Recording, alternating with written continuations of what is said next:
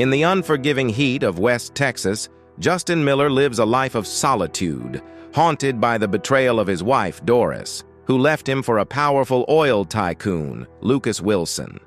Once a loving husband and father, Justin's world shattered as Doris abandoned him and their daughter Patricia for wealth and power. Now, a hardened man scarred by war and loss, Justin is driven by a burning desire for revenge. But when a desperate plea for help from his estranged daughter reopens old wounds, Justin is forced to confront the ghosts of his past. As secrets unravel and loyalties are tested, Justin must decide whether to forgive or destroy those who wronged him. Will vengeance consume him, or will redemption offer a way out? Justin Miller rocked in his porch chair, savoring a glass of sweet tea under the West Texas sun. The heat and dust were routine, and he was content with the isolation his house provided. He took another sip of tea, lit his cigarette, and let the chores wait until tomorrow. The house, though old and needing paint, suited him perfectly.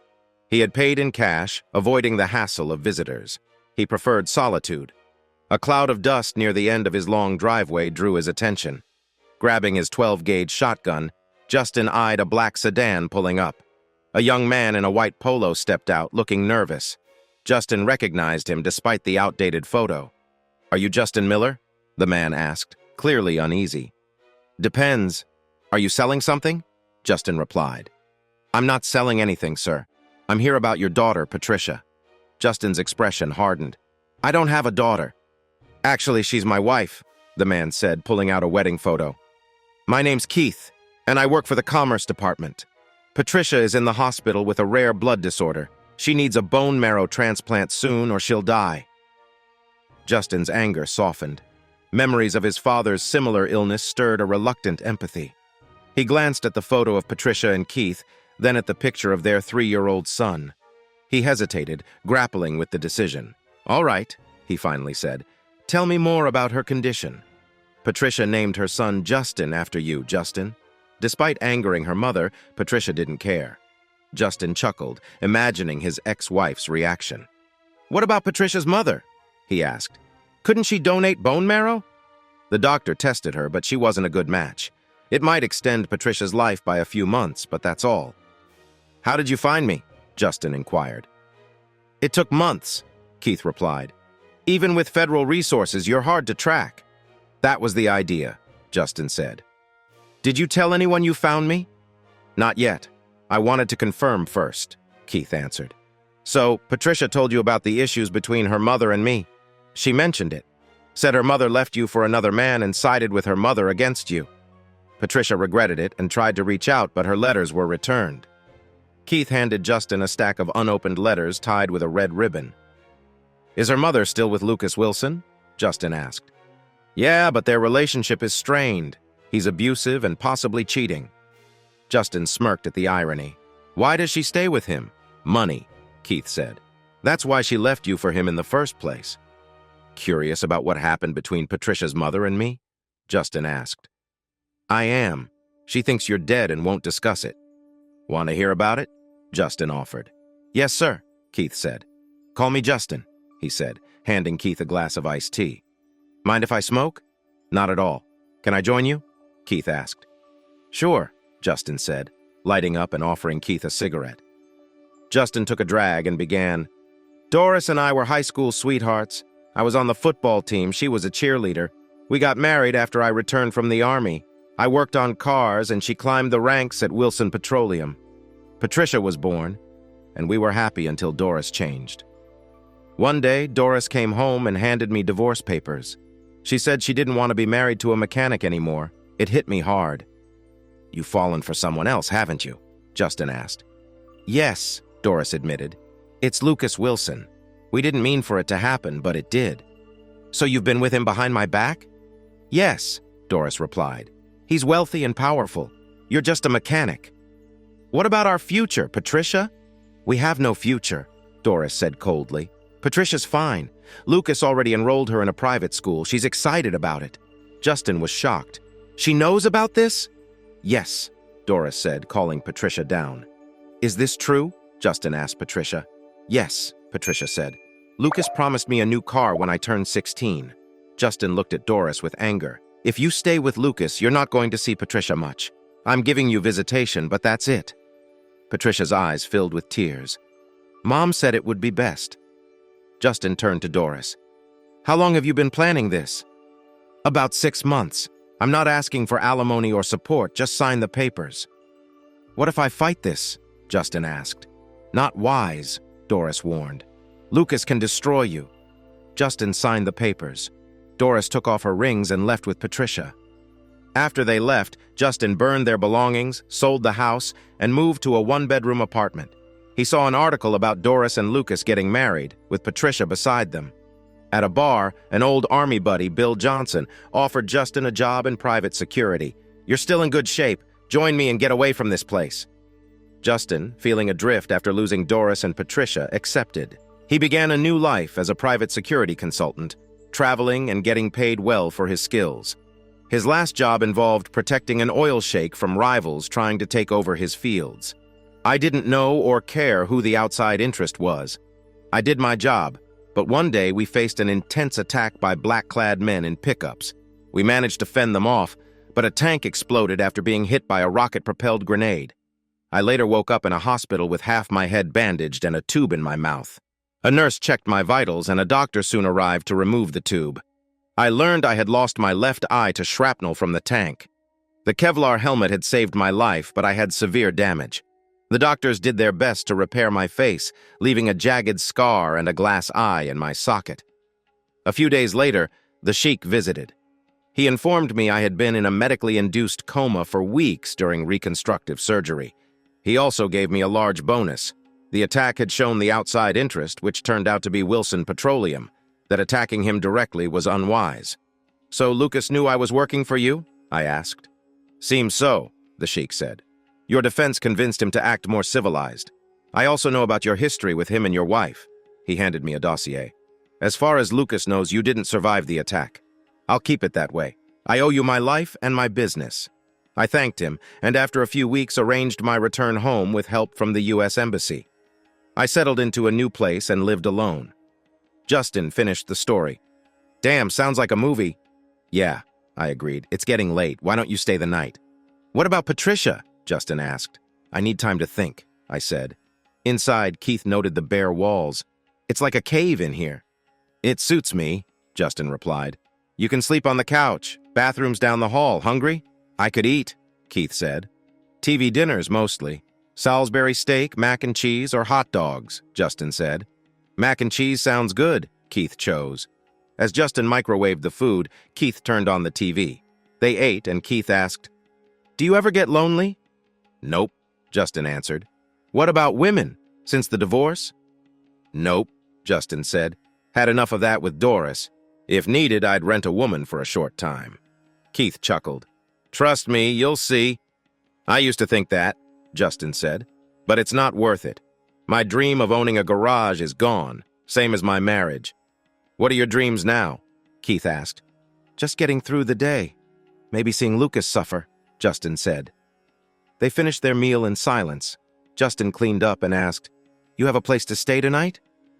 Not yet, Keith replied. Then stay here, Justin offered, giving him a blanket and pillow. Couch is comfy enough. I'll be up at 6 o'clock. Keith settled in for the night, wondering if Justin planned to read the letters.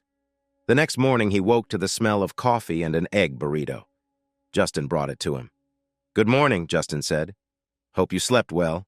Have some breakfast. The burrito lacked flavor and the tortilla was hard, but it did the job. Keith took a bite, then set the rest aside. So what's the plan for today? Justin asked. I'm flying back this morning. I'd like you to come with me, Keith replied. I'm packed and ready to go. When's your flight? Justin asked. 11 o'clock. We should leave soon. Why the sudden decision? Keith inquired. Patricia's letters. She seems to regret what happened, Justin explained. I figured it would mean more coming from her. Does she get along with her mother? Keith asked. Not really. She's polite, but doesn't approve of what her mother did. She also dislikes Lucas, Justin said. Sounds like there's hope for her, Keith remarked. Justin locked up the house. After Keith showered and dressed, they headed to the airport. Keith returned the rental car and paid for his ticket in cash. Justin did the same, and they went through security. "You always carry a lot of cash?" Keith asked quietly. "Prefer to stay off the grid," Justin answered. "Just be careful." Keith mentioned Dr. Fritz wanted to see Justin once they arrived. "I didn't mention you to Patricia. Thought you'd prefer to surprise her," Keith said. On the plane, Justin fell asleep under his Stetson. When they landed, Justin followed Keith to his car, a new RAV4. They drove to the hospital where Keith introduced him to Dr. Fritz. "You're Patricia's father?" Dr. Fritz asked. "Yes," Justin confirmed. "Her mother said I was dead. Her information was wrong. I understand you're aware of her condition," Dr. Fritz said. "Yes," Justin replied. "What can I do?" "She needs a bone marrow transplant," Dr. Fritz explained. "It could save her life. We'll test your blood to see if you're a match." "I'm ready," Justin said. "We'll have results by noon tomorrow," Dr. Fritz said, instructing Nurse Black to draw Justin's blood. Justin hated needles but managed through the procedure. "That wasn't too bad," he said as Nurse Black applied a Band-Aid. "See you tomorrow," she said, and Justin joined Keith to visit Patricia. They navigated the labyrinth of corridors to the 6th floor and Patricia's room. Keith knocked and then signaled Justin to enter. Inside, Patricia looked up, her face lighting up with surprise. "Daddy!" she exclaimed.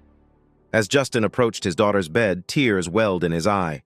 "Is that really you?" she asked. "It's me, Princess," he replied, using her childhood nickname. She reached out for a hug, sobbing. "I thought you were dead." "Rumors of my death have been greatly exaggerated," Justin said with a weak smile. "A workplace accident caused this," he said, pointing to his eye patch. Patricia inquired about his past. "I was a private security consultant. Things got dicey," he explained. "What about the garage you wanted?" she asked. "Never happened. After you and your mom left, I lost interest," he said.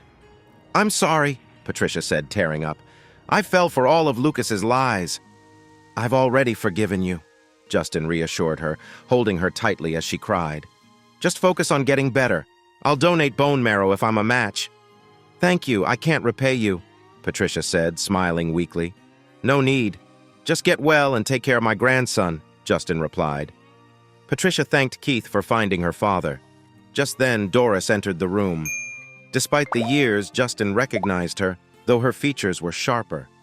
"Doris," he said, "I thought you were dead." "Yeah, that's what Lucas told me," Doris replied. "Well, I'm very much alive," Justin said coldly. "Lucas tried to have me killed in the Middle East, but he missed." "I don't know what you're talking about," Doris said, shocked. "Let's talk privately," Justin said. He asked the nurse for a private room, and they went to a small conference room. "Why are you here?" Doris asked. "Patricia needs a bone marrow transplant." "I'm here to help," Justin said. "How much do you want for it?" Doris asked. "First of all, no, I don't need your money. Second, our daughter is fighting for her life, so drop your high and mighty act," Justin said. "So after 10 years, you want to be the father of the year?" Doris asked sarcastically. "Don't act like you're innocent. You cheated and left me. And for what? Money? That makes you a prostitute," Justin shot back. "So what do you want?" Doris asked. "I want 5 minutes alone with your husband," Justin said. "Why? So you can hit him?" Doris asked. "No, I was thinking more of a dark alley between 3rd and 4th Streets off Riverside," Justin said. "You can't be serious," Doris said. "I am," Justin replied. "I want to confront him for everything he did." "You think someone like my husband would meet you in an alley?" Doris said, shaking her head. "You're out of your mind." "Fine," Justin said, and they left the room. "I guess you don't care about your daughter getting well?" Doris said, preparing to leave. "Wait, are you serious about this?" Justin asked. 5 minutes. No weapons, no security, just him and me. Mano a mano. "He knows karate. He can defend himself," Doris replied. "Good. He'll need to. Tell me, does he use you as his personal punching bag?" "What do you mean?" Doris asked, pulling her sleeve down. "I see bruises." "How long has he been abusing you?" Justin asked. "It was an accident," Doris insisted. "Bullshit. Everyone knows. Keith knows. Patricia knows. Why do you stay with him? Is it just for the money?" "Lucas is under a lot of stress. He doesn't mean to hurt me," Doris said. "I don't believe that. Call him now." "Put it on speaker," Justin said. Doris dialed Lucas and he answered. "Hi, babe. There's someone here who wants to see you right away. It's Justin," Doris said. "Justin, your ex?" Lucas asked. "Yeah, he wants 5 minutes, no security, no weapons, just you and him," Doris said. "Well, I have a shareholders meeting," Lucas said. "Listen, you little prick. I have a score to settle. Meet me in the alley between 3rd and 4th off Riverside. Are you too scared to face me?" Justin said. "Fine. I'll be there," Lucas said. "Good. If anything happens to me, the dossier on you will go public," Justin warned.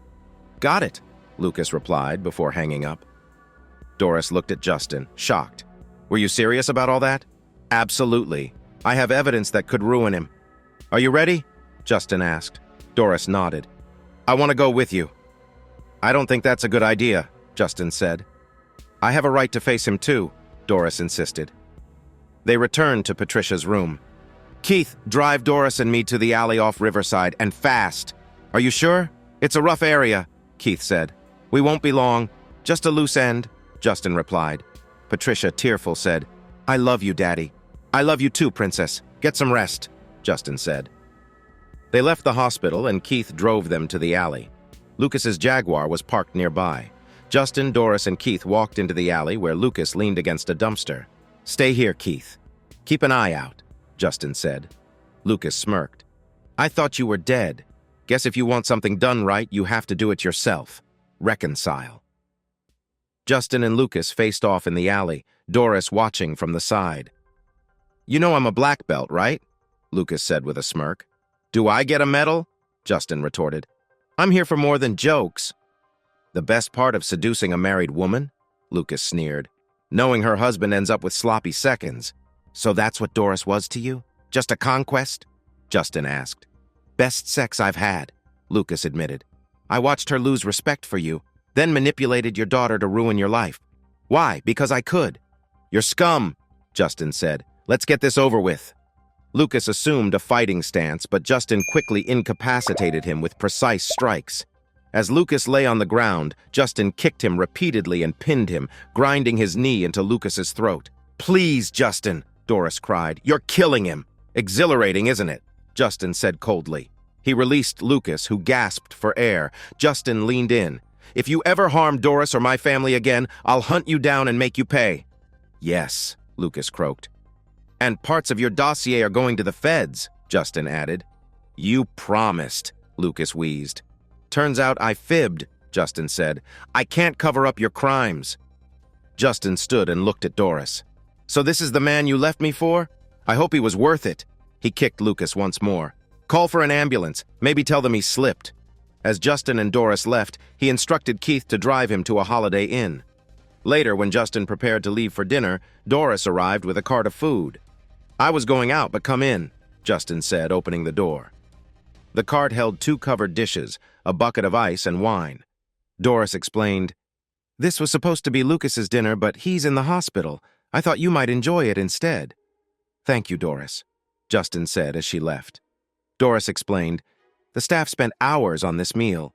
Keith mentioned you mostly eat TV dinners and raw hot dogs, so I thought you might appreciate a real dinner. This was meant for Lucas." Justin asked, "How is Lucas?" Doris replied, "He has broken ribs, a damaged throat, and possibly 1 testicle lost. There's a chance he might be paralyzed from the waist down due to spinal damage." Justin took a bite of his meal. "It's delicious. My compliments to your chef." Doris smiled. "Thank you. So, what happened to you after we split?" Justin sighed. "I sold the house, moved into a small apartment, and drank away my sorrows. When I saw your marriage to Lucas, I hit rock bottom. An old army buddy recruited me for private security work. I spent 9 years as a mercenary, earning good money and channeling my anger." Doris was taken aback. "I had no idea it hurt you so deeply. I thought you'd move on." Justin scoffed. "You were wrong. Every trigger pull was for you, Patricia, or Lucas. I met other women, but I'm done with relationships. They're not worth the risk." Doris asked, "Is there someone in your life now?" "No," Justin said. "I tried dating, but it didn't work out. I rent company if I need it. I'm alone, but not lonely." Doris inquired, "Do you still hate us?" "Not as much," Justin said. "I've forgiven Patricia. As for you, after today I can be in the same room without wanting to strangle you. but if you choked, I'd enjoy watching. Thanks for that, Doris replied. So why did you forgive Patricia but not me? Patricia was young and manipulated, Justin explained. She tried to make amends, but I didn't receive her letters. I didn't even know how to use a computer or cell phone then. You, on the other hand, had no excuses. You chose to be with Lucas and helped him turn Patricia against me. That's unforgivable. Doris looked down. I'm truly sorry. Justin continued. My last job was with an oil sheik in the Middle East. Lucas hired mercenaries to seize the oil fields and had me targeted. That's how I lost my eye. The sheik knew I was alive but kept it from Lucas. Doris asked, How do you know all this? Justin replied, I got a dossier from the sheik with details on Lucas. I spent 3 years and $3 million monitoring him and even had moles inside Wilson Petroleum. That dossier you heard about? It's real. Doris's face reddened. Is all that Lucas said true? Did you really do all that to me? She nodded. Yes, I'm sorry. Doris said, I'm deeply ashamed of what I did. You didn't deserve any of it. If I were in your shoes, I'd be furious. It sounds hypocritical, I know, but what if I told you I have proof Lucas cheated on you? He's been unfaithful for at least 3 years. Justin replied, I'd like to see that proof. Lucas handed her a binder filled with written reports, photos, and DNA test results confirming his paternity. Doris flipped through it, her shock evident. This hurts, she said. I had my suspicions, but no proof. Justin commented, I admit I was pleased at first, seeing the cheater get cheated on, but then I remembered my own pain. At least I told you 6 months later. So how did Lucas turn you against me? Doris explained, After I became his PA, Lucas charmed me and constantly belittled you. I traveled with him, met influential people, and gradually lost respect for you. I became convinced you weren't good enough. I'm sorry, Doris said, tears in her eyes. I realize now how selfish I was. I hope one day you can forgive me. Justin responded, I'm not your confessor. When did the abuse start? Doris replied, About 4 or 5 years ago. After a fight where I accused him of an affair, he slapped me. It stopped for a while, but resumed occasionally. I didn't call the cops because I was afraid. Justin asked, Afraid of what? Doris revealed. He hinted you were dead and scared me with his threats. Justin then showed Doris a letter from Patricia. In it, Patricia wrote about hating Lucas, feeling unsafe, and wishing for Justin's protection. Doris, tearful, said, I didn't realize how bad things were. Justin noted, This letter shows some of the issues at home. Did you notice anything between them? Doris shook her head. I thought it was teenage rebellion. I should have listened. Justin said, So what's your plan? I need to get out of this situation quickly, Doris replied. What's the situation with the feds? Justin explained, They have financial records, bribes, and attempted murder charges. Lucas could face prison time and Wilson Petroleum might collapse. You should act fast before the feds freeze your assets. Doris agreed. I'll call my attorney first thing. Justin added, I'm helping because Patricia will need support. Thank you, Doris said. I appreciate it. Doris asked, Do you think after this we could start over? Justin shook his head. No, I don't see that happening. I'm not the man you knew and we're different now. I'm fine with my TV dinners and sweet tea. I don't think we can go back. Doris suggested, Maybe we could at least be friends, maybe with benefits? Justin replied, I'd rather kiss a rattlesnake than trust you again, but you can visit Texas if you don't mind sleeping on the floor. She chuckled. We used to make do with a twin bed or a floor. They agreed to meet at the hospital the next day. Doris thanked Justin for the meal and he hugged her goodbye. As she drove away, she wondered how she had been so selfish. The next morning, Keith picked up Justin for his hospital visit. Keith asked, How was dinner with Doris? Justin replied, It was good. We had a Cornish game hen. We managed to talk things through for Patricia's sake. At the hospital, Dr. Fritz greeted them. Good news, Mr. Miller. You're a perfect match. We'll start surgery at 1 o'clock this afternoon for both you and Patricia. Justin asked, How long until we know if it works? Dr. Fritz assured him, You'll be under the whole time. We'll keep you overnight to manage pain. We should know soon after. They visited Patricia, who was relieved and anxious. She mentioned her mother might be seeking a divorce. Justin smiled, saying, The real fun is just beginning. As the doctor and nurses arrived, Justin was prepped for surgery. He filled out paperwork, changed into a hospital gown, and was given a sedative. "Get her done," Justin said, before drifting off to sleep. He woke up in his room, feeling pain in his hips, just as the doctor had warned. Dr. Fritz entered the room and asked, "How are we feeling?" Justin grimaced. "My hip hurts like hell." "That's normal. We'll manage the pain and keep you overnight to monitor your recovery," Dr. Fritz said. "Patricia seems to be doing better than expected. You won't be able to see her until tomorrow." "Got it. Thanks," Justin replied. A nurse came in, gave him a pain pill, and informed him he could call for food if needed. After eating a decent meal of meatloaf and mashed potatoes, Justin was visited by Keith and Doris. "How are you feeling?" Doris asked. "Sore, but okay. The doc says I'll be released tomorrow," Justin answered. "And Patricia?" Keith asked. "She's doing better than anticipated," Justin said. Doris added, "I started the divorce process and am working on splitting our assets. It's complicated with the prenup, but my lawyer is optimistic. I'm also getting a restraining order against Lucas." "Sounds like you're on top of things," Justin said. Doris mentioned she hadn't seen Lucas yet and needed to leave.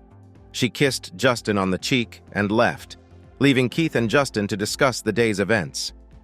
The next day, Justin felt less pain and was able to use a cane to walk. The doctor released him with a prescription for pain medication. Keith picked him up and they went to Patricia's room. "Daddy!" Patricia exclaimed. "How are you feeling?" "Better. How about you?" Justin asked. "I'm still sore, but better than expected," Patricia said. After their visit, Justin asked Keith for a ride back to the hotel. Keith agreed to pick him up the next morning.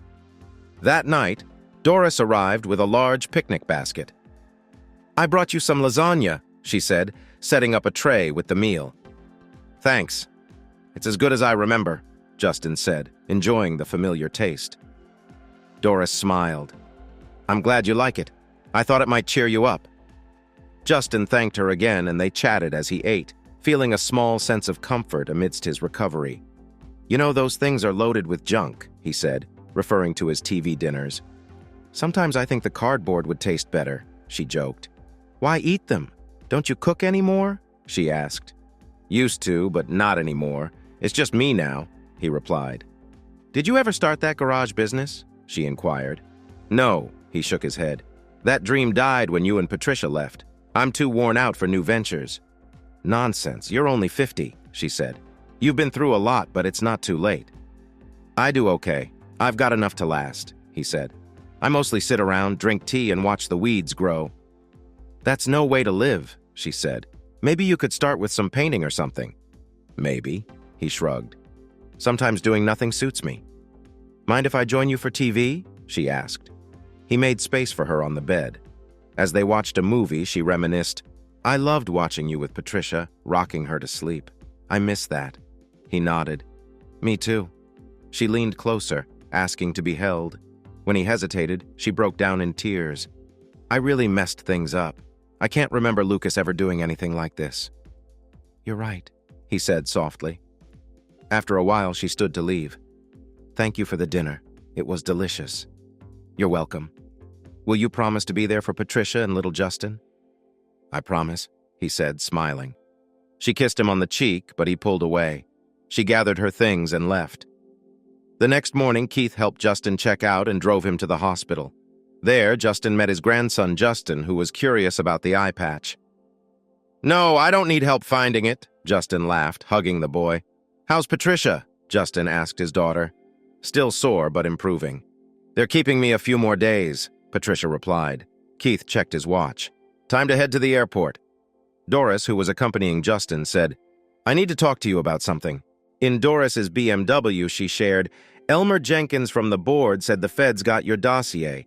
They're considering putting Lucas on extended leave and may make me interim CEO during the investigation. Congratulations," Justin said. "It's not final yet, but thanks," Doris replied. "The board will want to know how you got your information. They might expect me to charm it out of you." Justin chuckled. "Well, that's not going to happen.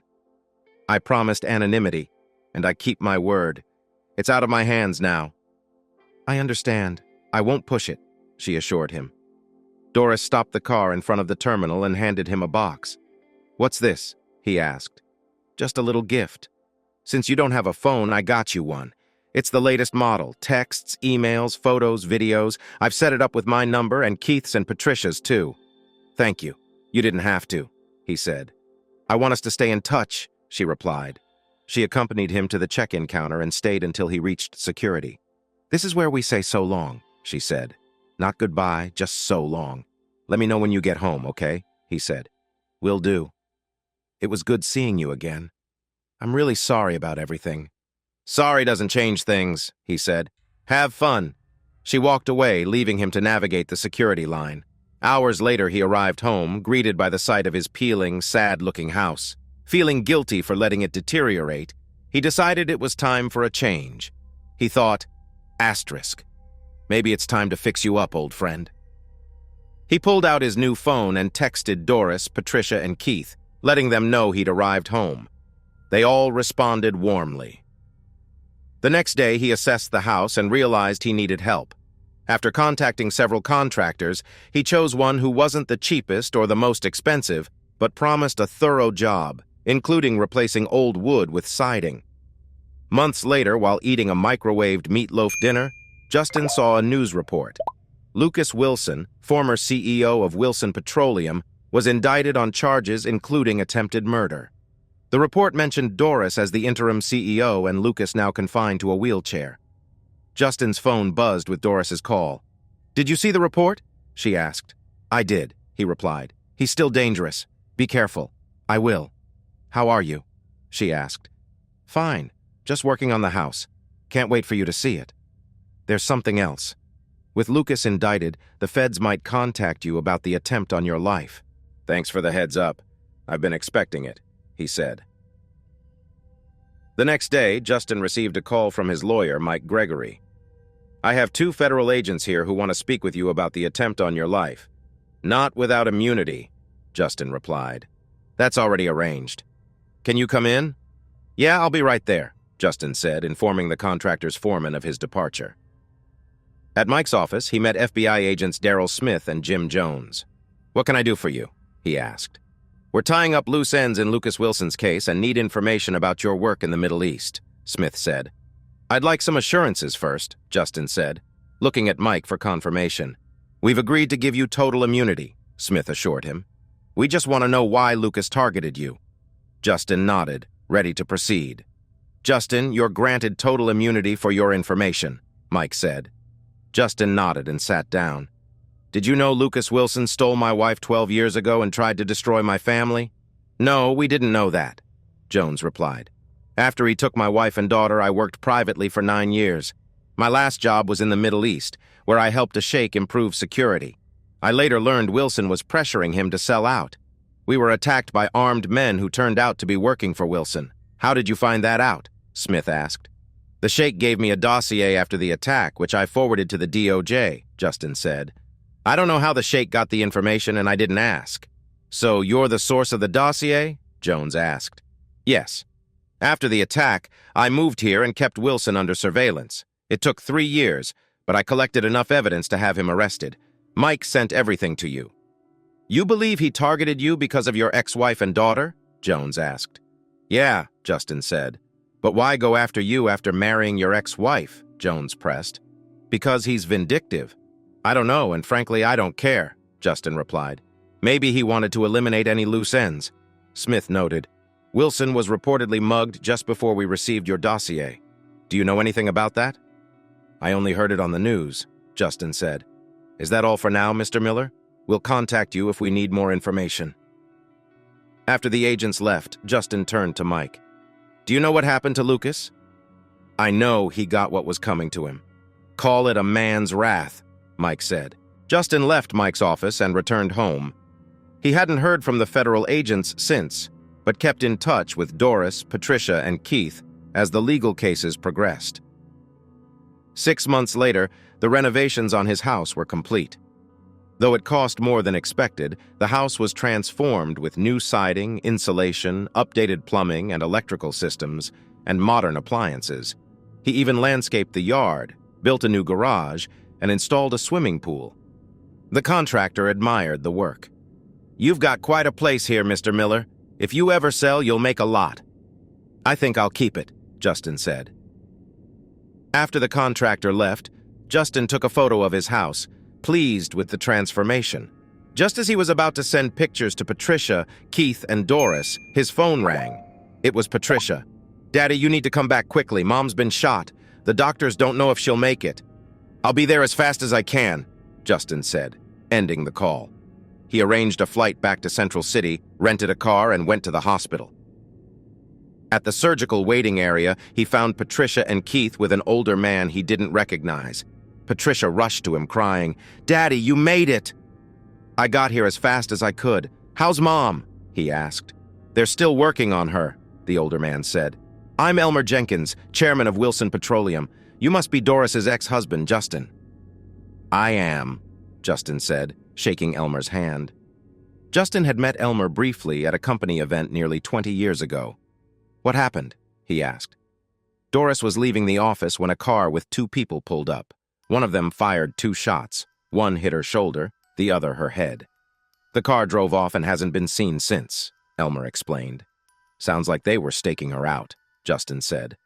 Elmer agreed, adding, "I don't know how they got into the parking lot. It's secure, requiring a card key or security code." "Any leads from the police?" Justin asked. "None. The license plate was obscured despite video surveillance," Elmer replied. "Can I get a copy of that video?"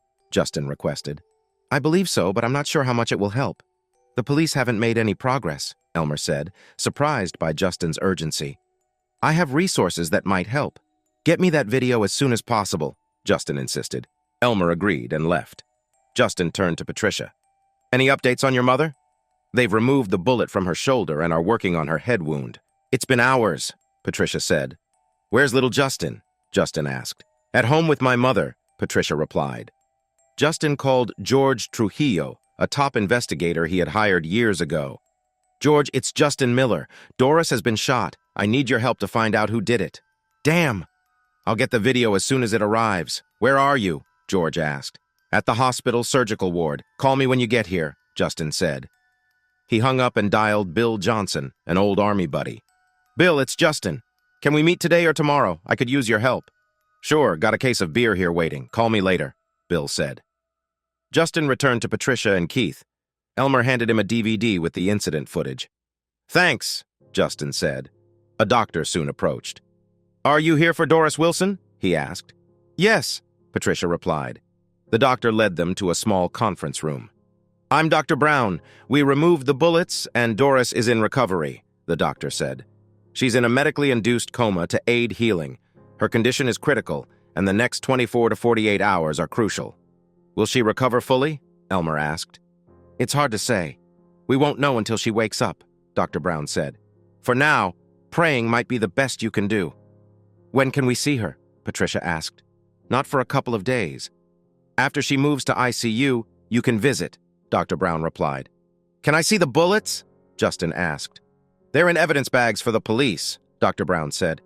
"I just want to see them, not take them out," Justin insisted.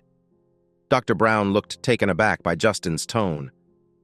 After a brief wait, Dr. Brown returned with 2 evidence bags containing bullet fragments. "These are likely .32 caliber," Justin observed, examining the bullets. "They must have ricocheted off something, probably Doris's car." "Do you think the shooter was professional?" Elmer asked. "Not at all. The gun was probably a disposable one," Justin replied. "I'll know more after reviewing the video." His phone rang. It was Haug. "I'm in the lobby. I'll be right down," Justin said before ending the call. To Patricia and Keith, he said, "I need to head to the lobby and then see a friend. Do you have a place for me to stay?" Keith offered. "You can stay with us. Little Justin would love to see you." "Thanks. But I don't want to impose," Justin said. "It's no trouble. We'd be glad to have you," Keith insisted. He provided the address and directions. Justin took the address and said he wasn't sure when he'd arrive. Elmer gave him his business card, saying, "If you need anything, call me anytime." Justin thanked Elmer, hugged Patricia, shook Keith's hand, and went to the lobby. There he met George, who handed him the video of the shooting. "I'll start on this right away," Justin said. "Call me if you find anything." "How's Doris?" George asked. "She's in recovery, but still critical," Justin replied. "Thanks for your help." "Anytime," George said. "I'll be in touch soon." Next, Justin called Bill Johnson. "Got a few minutes?" he asked. "Let me check my busy calendar." "Yep, I'm free," Bill replied, giving Justin directions to his place. When Justin arrived at Bill's trailer, Bill greeted him. "Damn, you look better with that eye patch," Bill joked as they shook hands. "Thanks. Nice place you have here," Justin said as he settled in. Bill handed him a beer. As they caught up, Justin shared his recent events. "I heard Lucas was in a wheelchair," Bill said. "Did you have something to do with that?" "Probably," Justin said. "I'm sure he's behind Doris's shooting, but I need proof." Bill teased. "You used to handle these problems differently." Justin laughed. "Thought about it, but it's better if he rots in prison. Plus, I don't want to end up in jail myself." Bill noticed the eye patch and asked, "How did you adapt?" "I set up a gym and trained with a martial arts instructor," Justin explained. Bill inquired why Justin didn't send the dossier sooner. "I wanted to confront Lucas personally before the feds got him. Patricia's illness gave me that chance."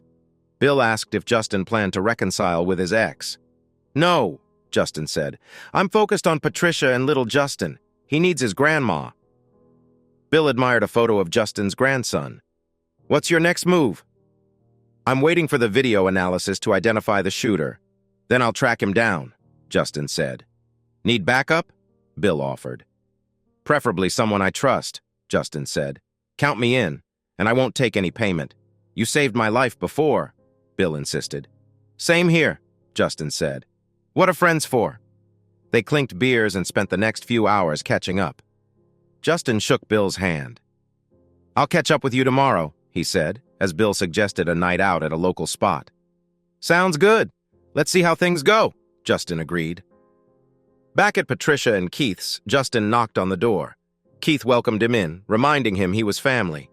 Justin admired the cozy home and was greeted by little Justin, who asked to be picked up. Holding the boy, Justin was reminded of holding Patricia when she was young. "I need to hit the hay early." "Good night," Justin said. Patricia arrived and suggested Justin sit in the rocking chair with little Justin. As the boy fell asleep, Patricia noticed a tear in her eye. "I remember when you rocked me to sleep," she said. "I miss those days too," Justin replied. They put the boy to bed and Patricia offered leftover goulash. "I hope you don't mind," she said. "Not at all," Justin responded. He enjoyed the meal and asked Patricia about her well-being. "I'm better, thanks. Back to work part-time as a vet," Patricia said. "What about you?" Justin explained he lived off his earnings from his mercenary work. "You did that because of us?" Patricia asked. "Pretty much," Justin said. "The divorce left me with nothing but material things. I couldn't replace you two," Patricia cried, recalling his pain. "You must have hated us," she said. "For a long time," Justin admitted. "But reading your letters made me see things differently. How was life with Lucas?" "It seemed exciting at first," Patricia said. "He gave me everything but wasn't a real father. I grew to resent him." Justin asked if Lucas ever crossed any boundaries. Patricia said no, but Lucas was creepy and made uncomfortable comments. "I used to dream about you coming back to confront him," she said. Justin chuckled. "You were right. I put him in that wheelchair," he revealed. Patricia nodded, relieved. "Well, good for you," she said. Patricia asked, "You think he's responsible for what happened to Mom?" Justin replied, "Yes, but I can't prove it yet. I made a promise and I intend to see it through." Patricia asked if they might reconcile. Justin shook his head. "No. She betrayed me in the worst way and I've changed. I'm not looking for another relationship." She asked him to be there for Mom as a friend. Justin refused, saying, "She's dead to me. She hurt me deeply." Patricia then asked him to promise not to hurt Keith. Justin agreed, "I won't hurt him. He's stuck with me for life." Justin joked about still being able to put Patricia over his knee if needed, making her smile. She went to bed, and Justin enjoyed a cigarette on the deck before heading to bed. The next morning, the smell of bacon woke Justin. He got ready and joined Patricia for breakfast. Keith had already left for work. Patricia mentioned she'd take little Justin to her mom's before heading to the hospital. Justin hoped to hear from George about the video. Patricia was curious if the video would lead to anything. Justin was optimistic. "If anyone can find something, it's George." Justin's phone buzzed with George's call. "Good morning. Got something for me?" Justin asked. George replied, "Yes, can you come to my office this morning?" "Just finished breakfast. I'll be right over," Justin said. At George's office, George revealed that while he couldn't identify the shooter, he found the driver's name, Tyrone J. or Timothy J. Scroggins, a known street punk with a long arrest record but no convictions. "Why hasn't the police arrested him?" Justin asked. George explained that budget cuts and recent riots had left the police stretched thin, allowing petty criminals like Scroggins to slip through the cracks. "I want to talk to him," Justin said, "preferably when his mother isn't around." George agreed to join him, but warned Justin he wouldn't play by the rules. Justin also wanted to bring along Bill, an old buddy. Justin called Bill, who agreed to join them with his AR. "Make sure to bring duct tape and zip ties," Bill said. Justin and George picked up Bill, who arrived with a rifle. "Is that legal?" Justin asked. "Probably not," Bill said, "but it's my backup plan." Justin drove them to Tyrone's address. They parked across the street, and George noted, "His mother should be at work by now." Patricia asked, "How do you want to handle this?" George and Justin planned to approach the front door, while Bill would enter through the back. Bill assured them he had his lockpick kit and would keep his rifle concealed to avoid alarming the neighbors. Bill got out first, and they watched as he made his way to the back. Justin and George walked up to the front door and knocked. Timmy answered, dressed in a way that disgusted Justin. "What do you want?" Timmy asked. "We need answers, Timmy." "Or is it Tyrone?" Justin replied, purposely mispronouncing his name. Timmy threatened them, but Justin taunted him about his racist comments and the fact that he was 3 shades whiter than Justin. Timmy pulled out a switchblade, but Bill threatened him from behind, prompting Timmy to drop the blade and invite them inside. Inside, Timmy questioned if they were police. Justin said they had questions and he better answer them. Despite Timmy's bravado, Justin and George made it clear they were serious, and Timmy sat down on the couch, visibly scared. Justin explained that their numbers and one of their team's itchy trigger finger should make Timmy comply. Timmy admitted he didn't know much but agreed to cooperate. Justin showed Timmy a photo of him holding a pistol from a video. Timmy hesitated but eventually said he was paid by an older man in a suit, sunglasses, and a hat. Justin pulled up a website with various hat styles and asked Timmy to identify the hat. Timmy picked out a gray hat with red stripes and mentioned the man had a mustache similar to a TV personality and a slight accent, possibly British or Australian. Justin checked the Wilson Petroleum website and found a photo of an older man with a mustache and wireframe glasses. He showed it to Timmy, who confirmed the resemblance. The man in the photo was Colin Blackstone, who had moved from London to the US at 15, explaining the accent. Justin asked Timmy what happened next. Timmy said Colin had taken him to the lockup downtown where he spoke to a man in a wheelchair, Lucas. Justin showed Timmy a picture of Lucas, confirming it was him. Timmy recounted how he was offered $10,000 to follow instructions. He received a briefcase with money, a photo of a woman and a gun. He was instructed to shoot the woman at Wilson Petroleum, which he did. Afterward, he was told to discard the gun and money. Timmy had never seen the driver's face, as he was masked and wore sunglasses. The money was hidden under Timmy's bed, and George went to retrieve it. When he returned, the briefcases contained cash and the photo of Doris with instructions. Timmy's written confession, though riddled with errors, detailed his actions. George reviewed it and then arrested Timmy for the attempted murder of Doris Wilson. As he read Timmy his rights, he warned him to keep silent about their involvement, threatening severe consequences if he didn't. Justin then drove Timmy to the police station, revealing that Doris was his daughter's mother. He warned Timmy to pray for her survival, as he would ensure Timmy's demise if she died. After Timmy was handed over to the police, Justin and Bill headed to Wilson Petroleum. Justin called Elmer Jenkins, expressing the urgency of discussing the case, especially since it involved someone from the board.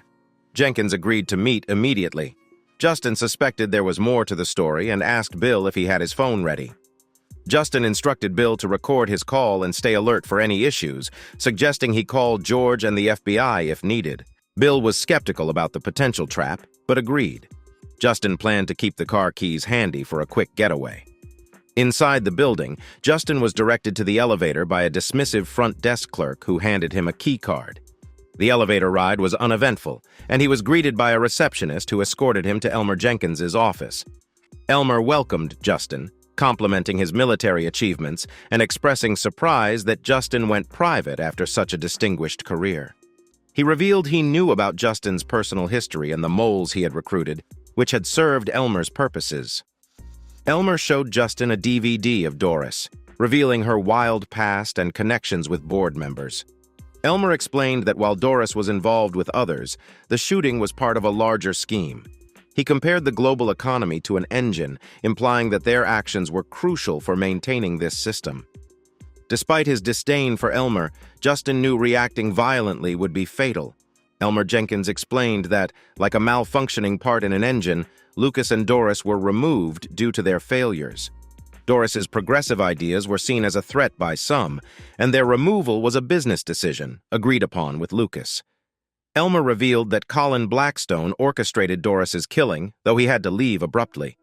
Elmer dismissed Justin's concerns about environmental issues, claiming that oil would remain crucial despite alternative energy dreams. Elmer advised Justin to retire and enjoy his wealth, subtly threatening Justin's family. Justin coldly warned Elmer against threatening his loved ones, promising severe retaliation if necessary. Elmer, momentarily unsettled, offered to ensure Doris's future security if she survived. After the tense handshake, Justin left, reflecting on Elmer's potential mistake in crossing him. Outside, he instructed Bill to record and send their conversation to the FBI. Bill complied, and Justin contacted Agent Smith, providing the recording and hinting it might help in the prosecution of Lucas Wilson. Smith promised to review it and asked if Elmer had threatened Justin. "Jenkins said a few things you might find enlightening," Smith said, his voice tinged with concern. "Just don't do anything rash," he warned. "I know your background." "I won't unless I'm forced to," Justin replied. "Let the professionals handle this," Smith advised. "One more thing," Justin said. "Jenkins threatened my family. I need round-the-clock protection for them, including my son-in-law's parents. Can you arrange that?" "I'll make some calls," Smith promised. "Anything else?" "That's it for now," Justin said. Smith, still skeptical about Justin's restraint, ended the call.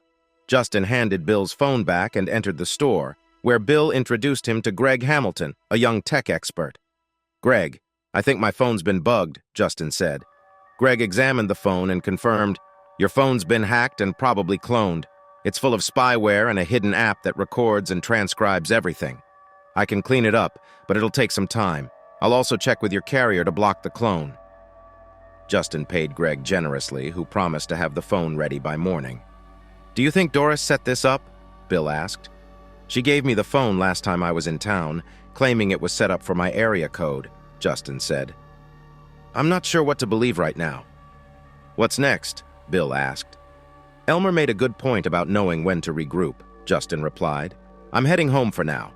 I'll talk to George tomorrow and let Elmer think he has the upper hand. That'll give the feds time to work."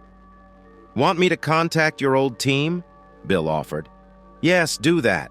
I'll touch base after I get back home and sort through everything." Justin drove Bill home, then returned to Patricia and Bill's house. He found Patricia in the kitchen. "Hey, Princess. How's it going?" "Not too bad. Keith's still at work and little Justin's with his folks. I'm just getting a head start on things," she said. "How's your mother?" "No improvement. The doctors say she'll be under for another couple of weeks. Hopefully the swelling will go down by then," Justin said. Patricia looked concerned. "What's wrong?" "It turns out the attack on your mother was orchestrated by her own board of directors. They paid someone $10,000 to do it," Justin explained. "What?" Patricia was shocked. "Yes, we've got the guy. He's confessed and been turned over to the police. I also met with Elmer Jenkins today. He gave me this," Justin said, tossing a DVD on the coffee table. "What's that?" Patricia asked. "Jenkins called it Highlights of Your Mother's Time with Lucas," Justin said. "Did you know anything about this?" "No," Patricia said, stunned. "Have you watched it?" "Not yet. I'm not sure I want to," Justin replied.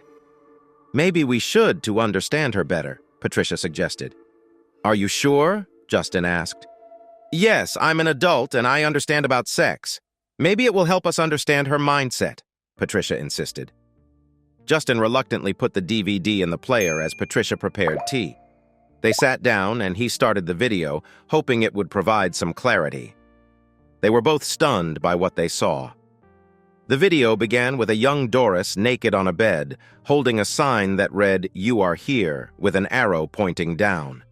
Laughter echoed as naked men and women entered the frame, including a younger Lucas and Elmer, presumably board members at the time. Elmer, leading the group, announced, "Let's get this show on the road." He proceeded to have sex with Doris as others watched and cheered. The scene continued with several men taking turns. At one point, a man suggested, "Maybe when your daughter turns 18, she can join us," prompting laughter. Patricia screamed in disbelief, "Turn it off, Dad, I've seen enough." As she cried on Justin's shoulder, he held her, deeply disturbed by the extent of Doris's betrayal. Patricia, still shaken, asked, "How could she do this to us?" "I don't know," Justin said. "I had no idea it was this bad. I'm sorry." Patricia was determined to understand her mother's actions. Justin revealed, "The phone Doris gave me was loaded with spyware. Jenkins also threatened you and little Justin. I need to go home to plan our next steps. Please tell me you're not backing off," Patricia pleaded. "I need to make Jenkins think I am. You'll have federal protection starting tomorrow," Justin assured her. As Patricia went upstairs to check for Doris's phone, she returned with it, unlocking it with Doris's birthday. The last messages were between Doris and Elmer, discussing a Starbucks run shortly before Doris was killed. "Do you think Elmer knew about the hit?" Patricia asked. "I do," Justin confirmed. "I'll go through it in detail when I get home." Keith arrived, sensing something was wrong. "What's going on?" he asked. Justin briefed him on the day's events. "I'm heading home tomorrow. Federal agents will arrive soon to protect you three," he said. Justin informed Keith that agents would also be sent to his parents' house. Keith thanked him and called his parents to alert them. When he returned, he suggested that little Justin stay there for a day or two for safety, noting that his father, a former Marine, was armed and capable. They had a quick, somber dinner and then settled in the living room. Just then, there was a knock on the door. Keith opened it to find two FBI agents, Gillespie and Williams, who introduced themselves and said they'd been assigned to protect the family. They inspected the house, with Williams checking upstairs and Gillespie staying on the lower floor. Gillespie asked Keith if he had any firearms. Keith explained that as a statistical analyst, he didn't have any. Gillespie assured him that agents had also been dispatched to Keith's parents' house. Patricia offered coffee, which Gillespie requested extra hot and black. After they got their drinks, the agents took their positions outside. Gillespie would be at the front and Williams at the back. Keith remarked on the professionalism of the agents, and Justin confirmed he was leaving the next morning. Patricia and Keith reassured him that they would be careful. Justin comforted Patricia, acknowledging her anger towards her mother but also offering his support for whatever decision she made about her. The next morning, after a quick breakfast with the agents, Justin packed up and said his goodbyes. Patricia promised to update him about her mother. At Greg's shop, Justin learned the phone was clean and had been successfully uncloned. Greg had also blocked the cloned device and accessed the server where the data was stored. Greg had cleaned and sped up the phone, also disabling the GPS. Justin handed him an extra $500 for his hard work. Greg protested, but Justin insisted it was deserved. Greg thanked him and promised to help with anything else if needed. Justin then called George before leaving for the airport. George updated him on Tyrone's federal custody and the prosecutor's actions. He warned Justin to be careful as things might escalate. Justin agreed to head home to regroup and asked about any payment for George's help. George said he'd send a bill and advised Justin to stay safe. At the airport, Justin returned the rental car, flew back to Texas, and read through Dorsey's texts and emails. Upon landing, he spotted Beverly Simons struggling with a suitcase by the road. Recognizing her, he offered her a ride. She was overwhelmed and tearful, saying she had lost everything: her home, car, furniture, and even her chickens. Beverly explained she was evicted for owing $170,000 to the bank and had planned to end her life at the creek. Justin, moved by her plight, offered to help. He called the First National Bank and demanded to speak with Jay Goldsmith. Goldsmith, initially evasive, was warned by Justin that he might lose Justin's business if the issue wasn't resolved. When Goldsmith asked why Justin was involved, he revealed that Beverly was in his truck, distraught over the eviction. Goldsmith, What kind of person evicts a widow with nothing but her clothes just because she's down on her luck? Justin demanded. Jay Goldsmith tried to explain that they had done everything legally possible, but the situation was dire. If her bill gets paid, will you return her house? Justin asked. Jay agreed, but warned that Beverly's debt ratio was high, and the problem might recur. I'll handle that. I'm coming into town to fix this. Have the paperwork ready and make sure the sheriff is there to return her keys. What's the deadline? Justin asked. By 5 o'clock today, Jay replied. Justin checked the time. It's 11:30. I'll be there soon. He ended the call and turned to Beverly. Let's get your house back. Beverly, in tears, thanked him profusely. Justin reassured her and headed back to town. As they drove, Beverly shared her struggles. Her husband's declining health, financial troubles, and the impact of the pandemic had left her in dire straits. He was a good man, Beverly said through her tears. We had a happy life until he passed away. Now I've lost everything. Justin comforted her. You haven't lost it yet. They arrived at the bank and Beverly cleaned up with a handkerchief Justin provided. They entered the bank and a receptionist directed them to Jay's office. Beverly wondered about Justin's authority, given his unassuming appearance. Inside Jay's office, Justin greeted Jay and Sheriff Coltrane. Let's get this done, he said. Jay wrote down the total amount owed, $175,253.84. Justin asked, If I pay off her debt, will everything be returned to her? Jay Goldsmith hesitated before replying that while it would clear her debts, Beverly would still face high monthly expenses. Justin dismissed this concern and proceeded to transfer $1,750,000.84 to cover all potential issues. Jay, astonished, confirmed this amount would ensure Beverly's financial stability. Beverly inserted her ATM card, and Jay completed the transaction. Jay then arranged for paperwork to be filed, and Sheriff Coltrane agreed to handle the public notice. Justin reassured Beverly, saying she would receive her property and car titles soon. Sheriff Coltrane apologized for the earlier eviction and hinted at Justin's single status. Beverly, surprised, received the keys to her property. The sheriff, appreciative of Justin's actions, offered his gratitude and promised no publicity. Jay handed Beverly a slip showing her new balance. Overwhelmed, she protested, but Justin insisted she accept it.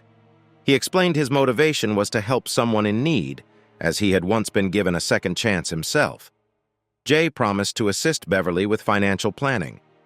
After saying their goodbyes, Justin invited Beverly to lunch, suggesting it had been too long since her last decent meal. Beverly agreed, smiling at the prospect of a meal and the company of a kind stranger. Beverly glanced at Justin and said, I have a feeling there's a kind man beneath that tough exterior. Justin chuckled as they drove to a steakhouse. Inside, Beverly remarked on how upscale the place seemed. Justin, a fan of their sirloin, suggested she try it. They ordered and waited for their food. Beverly asked about Justin's past. He revealed, I used to be a mechanic with dreams of opening my own shop. My wife left me for a wealthy man, taking our daughter with her. I lost everything and even contemplated suicide. Beverly sympathized, and Justin continued. An old friend offered me a job in private security. I worked in dangerous places like Africa and the Middle East. My last job led to this, he said, pointing to his eye patch and scar. It allowed me to retire comfortably. Curious, Beverly asked if he planned to reconcile with his ex-wife. Justin shook his head, explaining that while he helped his daughter with a medical issue, he had no intention of mending ties with his ex. They finished their meal and Beverly requested a stop at the Piggly Wiggly. As they shopped, she noticed Justin's choice of hot dogs and TV dinners. You eat that stuff? She asked. Sometimes, Justin replied with a grin. Back at her house, the gate was open.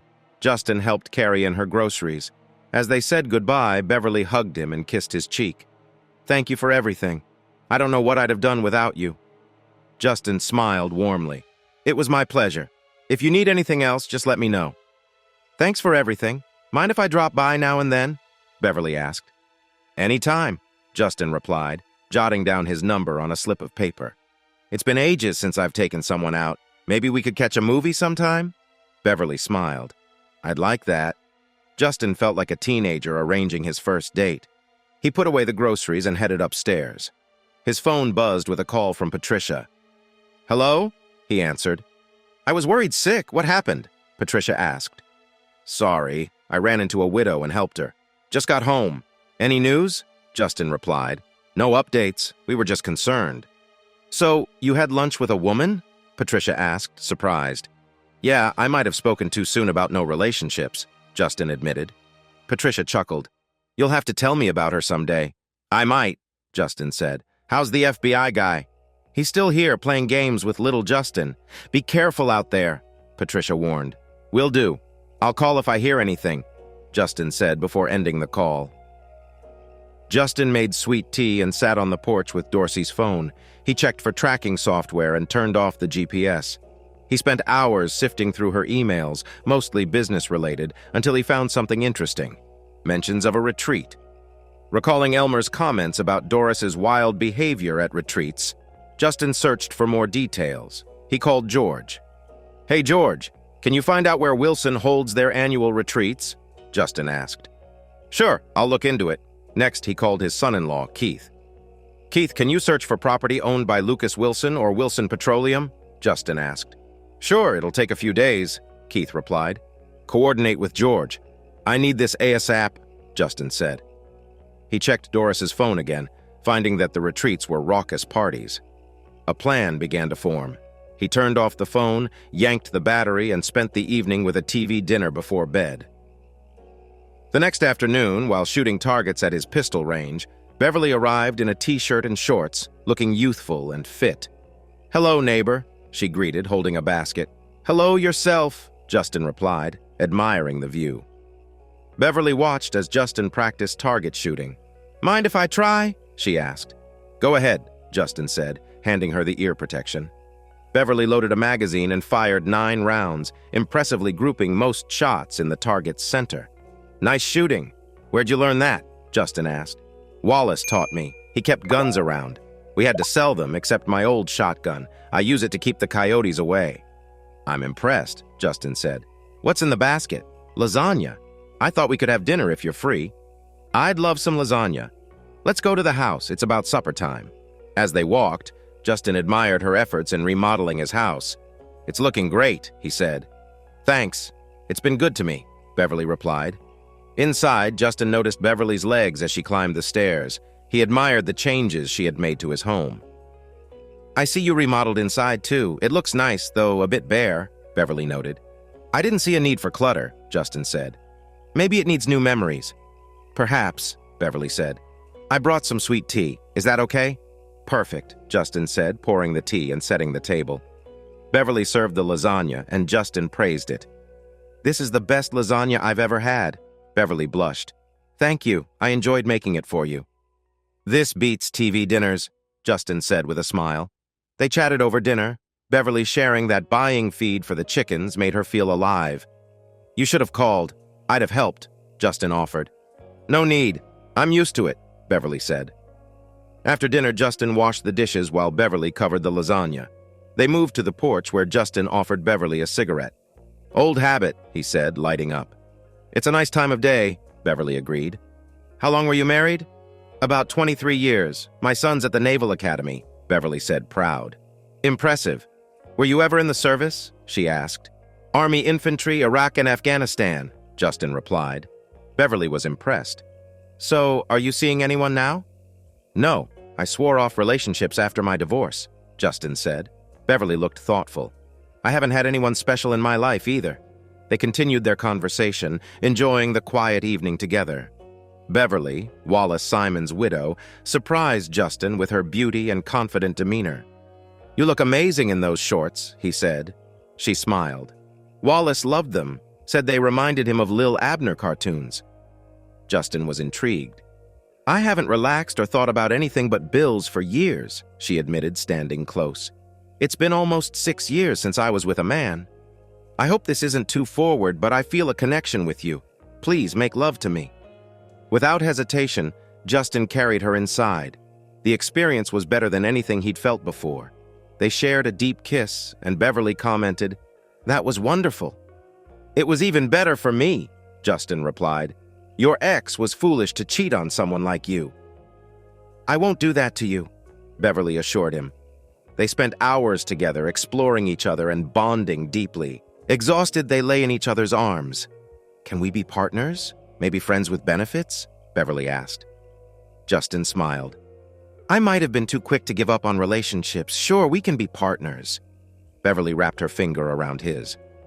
"Exclusive partnership, then? Who knows where this could lead?" "Exclusive," Justin agreed. Beverly kissed him and got dressed. "I've got to get up early for the farm," she said. "I'd help if you need it," Justin offered. "No, I've got it. Maybe next time you can join me at 5 a.m. "Seriously?" Justin asked, surprised. "Yep, farm life starts early," Beverly replied. "You're impressive yourself." They dressed and she prepared to leave. "Keep the lasagna. You can finish it tomorrow," she said. "Don't worry, I know where you live," Justin chuckled. They shared a heartfelt goodbye with Beverly driving off. Justin, feeling content, smoked a cigarette on the porch before heading to bed. Over the next 2 weeks, Justin stayed with Beverly every other night, waking at 5 a.m., helping with her chickens, and admiring her hard work. He also spent his days working out, running, and reviewing Doris's old emails. He kept in touch with George, Keith, and Patricia. George confirmed the Wilson retreat location, which was a couple of hours north. Patricia updated him on Doris's condition. She had emerged from her coma but was severely impaired, requiring extensive therapy.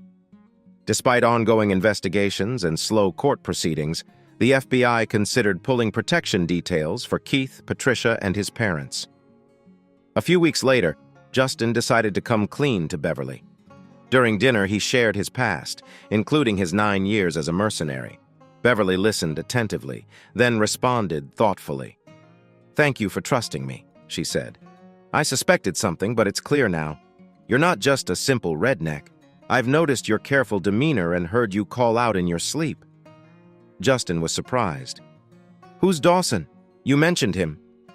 "He was a comrade," Justin explained.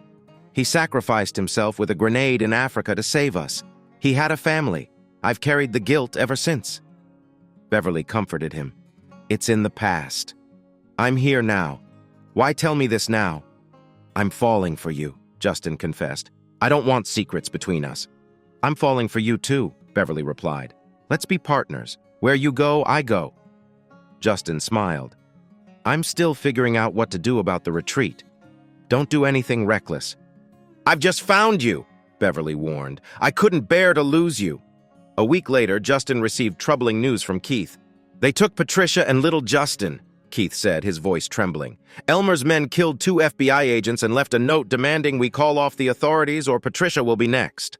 "I'll handle it," Justin assured him. He told Beverly what happened. "I need to make some calls and check things out. Don't tell anyone, okay?" Beverly nodded. "I'll come over as soon as I can." Justin called Bill next. "They've taken Patricia and little Justin. I need you to assemble the old team ASAP." Bill agreed and hung up. Justin then contacted George, who promised to reach out to Keith and Bill and call back with updates. Justin studied a map of the retreat in his home office.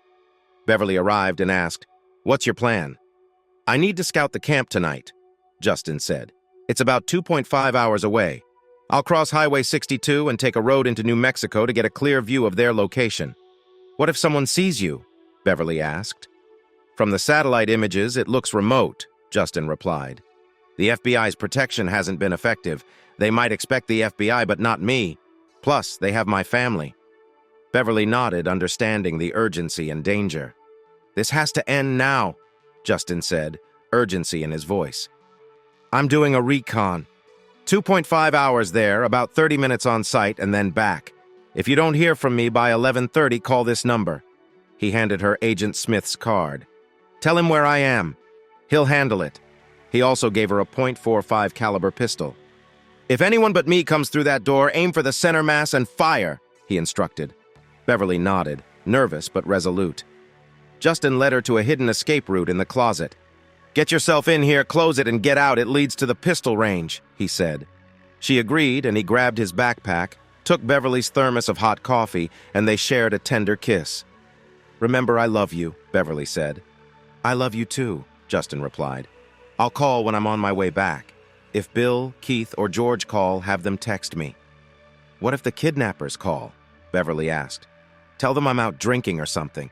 Take a message and text me, Justin said. They kissed one last time before he left. Beverly watched him drive away, praying for his safety. Justin fueled up both trucks and 2 5-gallon cans in town, then topped off at a highway station. He reached his destination, applied camouflage paint, and used night vision binoculars to survey the camp. He saw a Learjet, suggesting Patricia and Justin were there. The camp was surrounded by a high, likely electrified fence with a gate guarded by 2 men and 12 other patrols. He noted the layout and watched a woman and a young boy being led into a building by an armed guard and a man he assumed was Elmer. The camp also had unarmed individuals, possibly board members, behaving drunkenly. After 30 minutes, he packed up, wiped off the camouflage, and drove away, keeping his lights off. Once clear, he called Beverly. I'm fine and on my way back, he said. Did you get what you needed? She asked. Yeah. Any news? George called. He said they're on their way. You can call his cell when it's safe. Justin called George's cell, but Keith answered. George, Bill, and I are heading to your place, Keith said. What? All 3 of you? Justin asked. Yeah, they've got my family. I'm not waiting around, Keith said. Justin sighed. We'll discuss it later. Let me speak to Bill. Bill here, Bill said. I reached out to the old team. Ian, Buster, Cap, and Jim are on their way. Should arrive by noon. Got it. When will you be here? With the horses driving, about 5 p.m., Keith estimated. See you then. Stay safe, Justin said before ending the call. He arrived home, gathered his gear, and Beverly ran to him, hugging him tightly. Thank God you're back. I was so worried, she said. He hugged her back and kissed her. Nothing to worry about, he said. It's just recon. Are they at the retreat? She asked. They are, with Patricia and little Justin, he confirmed. Some friends are coming. I'm going to get them. Are you crazy? She exclaimed. You should stay here tonight. I'll be fine. Just keep safe. Take your phone and stay alert. Call me if anything seems off. She agreed and took a .410 shotgun while he asked her to pick up some supplies. It's a tradition, not a party, he explained. After they kissed, she drove off, and he studied his map. His phone rang with an unknown number. Hello? He answered. Mr. Miller, Elmer Jenkins's voice came through. I want the feds off my back. I don't control the FBI, Justin said. Because I have your daughter and grandson, Elmer threatened. You have 24 hours. Otherwise, Patricia will be sent back in pieces. Justin's anger flared. I always keep my promises. I hope you enjoy pain because I'm coming for you. Elmer laughed. You and what army? 24 hours, Jenkins. Make it happen, Justin said before Elmer hung up. Checking the time, Justin saw it was almost 11 a.m. He prepared his old desert camouflage and combat boots, surprised they still fit. He equipped himself and headed downstairs. His phone rang, Beverly calling. I've got everything, she said. I'll be back soon.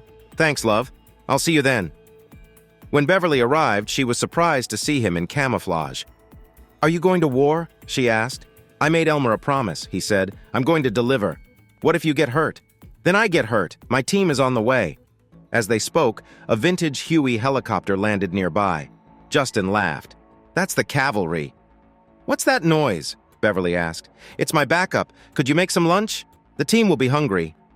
Sure, I'll whip up some egg salad sandwiches, she replied. He kissed Beverly and said, I'll be right back. He grabbed his camo hat and went outside to meet his old comrades who were disembarking from the helicopter. Jim, you old dog, Justin greeted the pilot. Where'd you get this chopper? Spent 3 years fixing it up, Jim replied, showing off a black emblem on the front, a raised fist with the middle finger extended. Got any bite? Justin asked. Jim opened the side door to reveal an M134 minigun. Think this will do? Definitely, Justin said, impressed. How much do I owe you? Just cover my fuel and a couple of beers. We're comrades. You saved my life, Jim said. Justin shook Jim's hand gratefully. Thanks, old friend. Inside, Justin introduced his team to Beverly. This is Jim, Ian, Buster, and Cap. So I'm your girlfriend now? Beverly asked quietly when they were alone. Yeah, you could say that, Justin replied, noticing her smile. No problem with that? Not at all, she said, kissing him. Buster's loud voice from the kitchen made them laugh. Beverly finished making sandwiches and sweet tea. I hope you like egg salad, she said.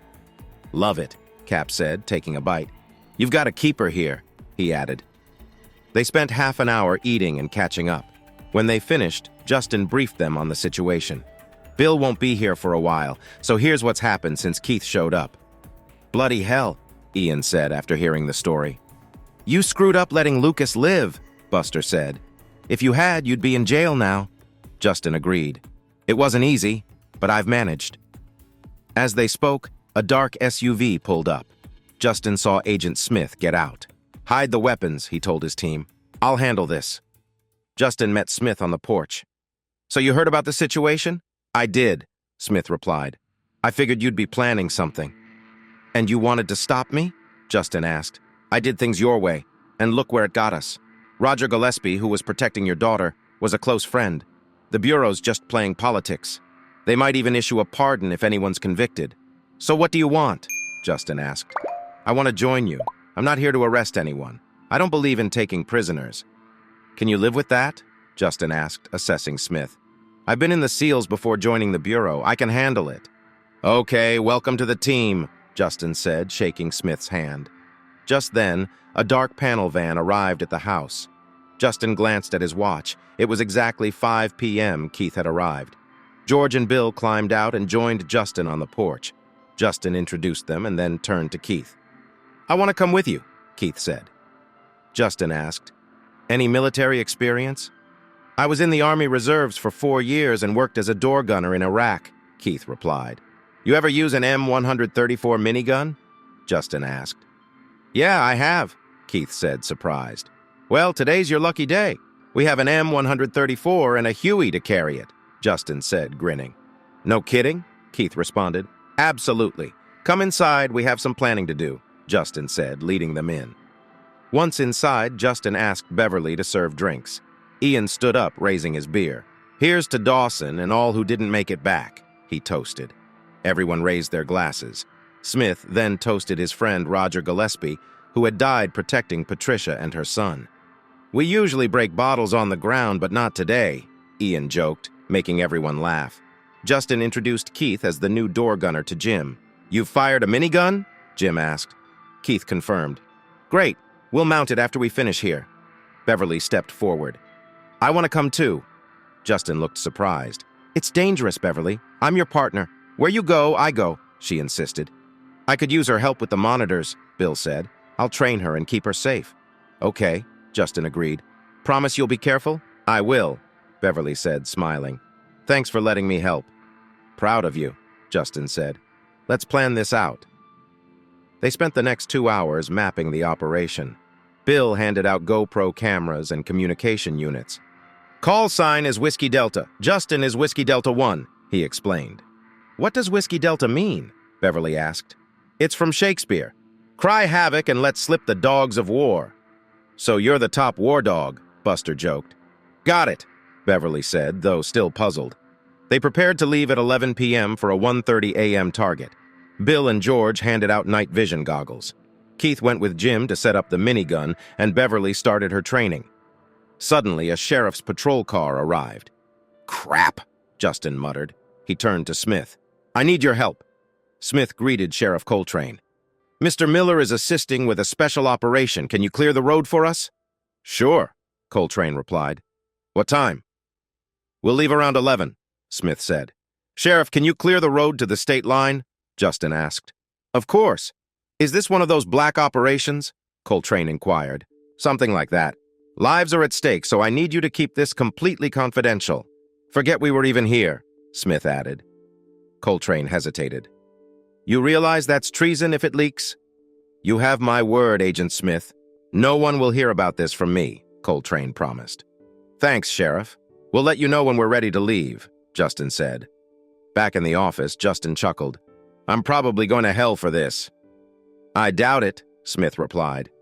Justin pulled out a massive fighting knife, slicing through a piece of paper effortlessly. Damn, that's a knife, Smith exclaimed. Is that your service pistol? Justin asked, eyeing Smith's holster. Yes, Smith replied. Leave it. Here's an M1911 with ammo, Justin said, handing over the older pistol. Where's this from? Smith asked. Mexico. Might have been in that Fast and Furious scandal, Justin said. Smith checked the pistol and stashed it away. Justin handed him a can of camouflage paint and black gloves. Use these to avoid leaving fingerprints. Got it, Smith said, slipping on the gloves. Justin helped Smith into a dark green jacket, a floppy hat, and a Kevlar vest. You're set, Justin confirmed. Gee, thanks, Smith said sarcastically. It's time to go, Justin said, signaling into his microphone. Whiskey Delta 7, give us a 15-minute head start, then head out. Roger that, Jim responded. Smith, George, Justin, Bill, and Beverly would ride in the van. Others took the helicopter. As Justin turned off the lights and locked the doors, he instructed Sheriff Coltrane to keep the road clear with parking lights only. I'll use night vision goggles, Justin said, showing them to Coltrane. We'll follow your signal and avoid town. Got it. The new bypass is faster. I'll take you around, Coltrane agreed. Justin shook hands with the sheriff and joined Beverly and Bill in the van, filled with monitors and communication gear. Beverly, in a Kevlar vest and helmet, looked nervous. Ready? Justin asked. Yeah, Beverly nodded. Bill turned on the police scanner to ensure Coltrane didn't make any unwanted calls. They heard only routine chatter, and Coltrane stuck to his promise. At the gas station by Highway 62, George filled the tank. Beverly and Bill dashed to the restroom. Make it quick, Justin said. Minutes later, they were back on the road, heading into New Mexico. George waved at Sheriff Coltrane as they crossed the state line. Justin took Beverly's trembling hand. It's going to be all right, he reassured her. Piece of cake, Beverly said, trying to sound confident. Right, maybe for me, Justin smiled as they continued into the night. I'm scared to death, Beverly admitted. That's normal. Just take a deep breath, hold it, then slowly let it out, Justin instructed. She followed his advice.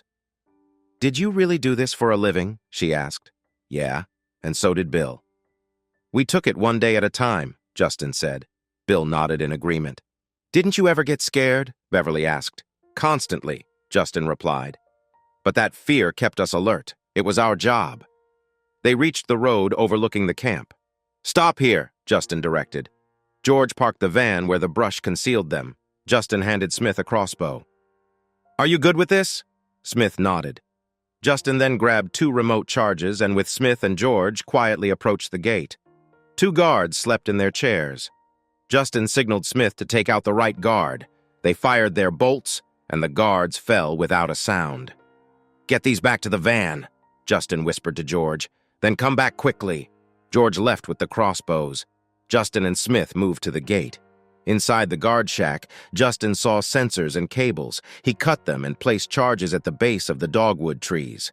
He lifted the gate slightly for the van's entry later. They spotted 2 SUVs with Mexican plates. They weren't here yesterday, Justin noted. Smith observed. From Chihuahua. Any idea who they belonged to? No clue, Justin said. George returned and Justin pointed to the building where Patricia was held. That's our target. Justin keyed his mic. Go, go, go. The chopper descended and men rappelled down, moving stealthily. As the chopper opened fire, the minigun shredded the Learjet's nose. Guards emerged, but were mowed down by Ian, Cap, and Buster's AK-47S.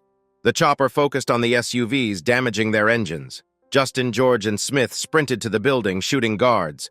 Justin, using night vision goggles, kicked in the door to find Elmer holding Patricia with a knife to her throat. Watch the door, Justin told George.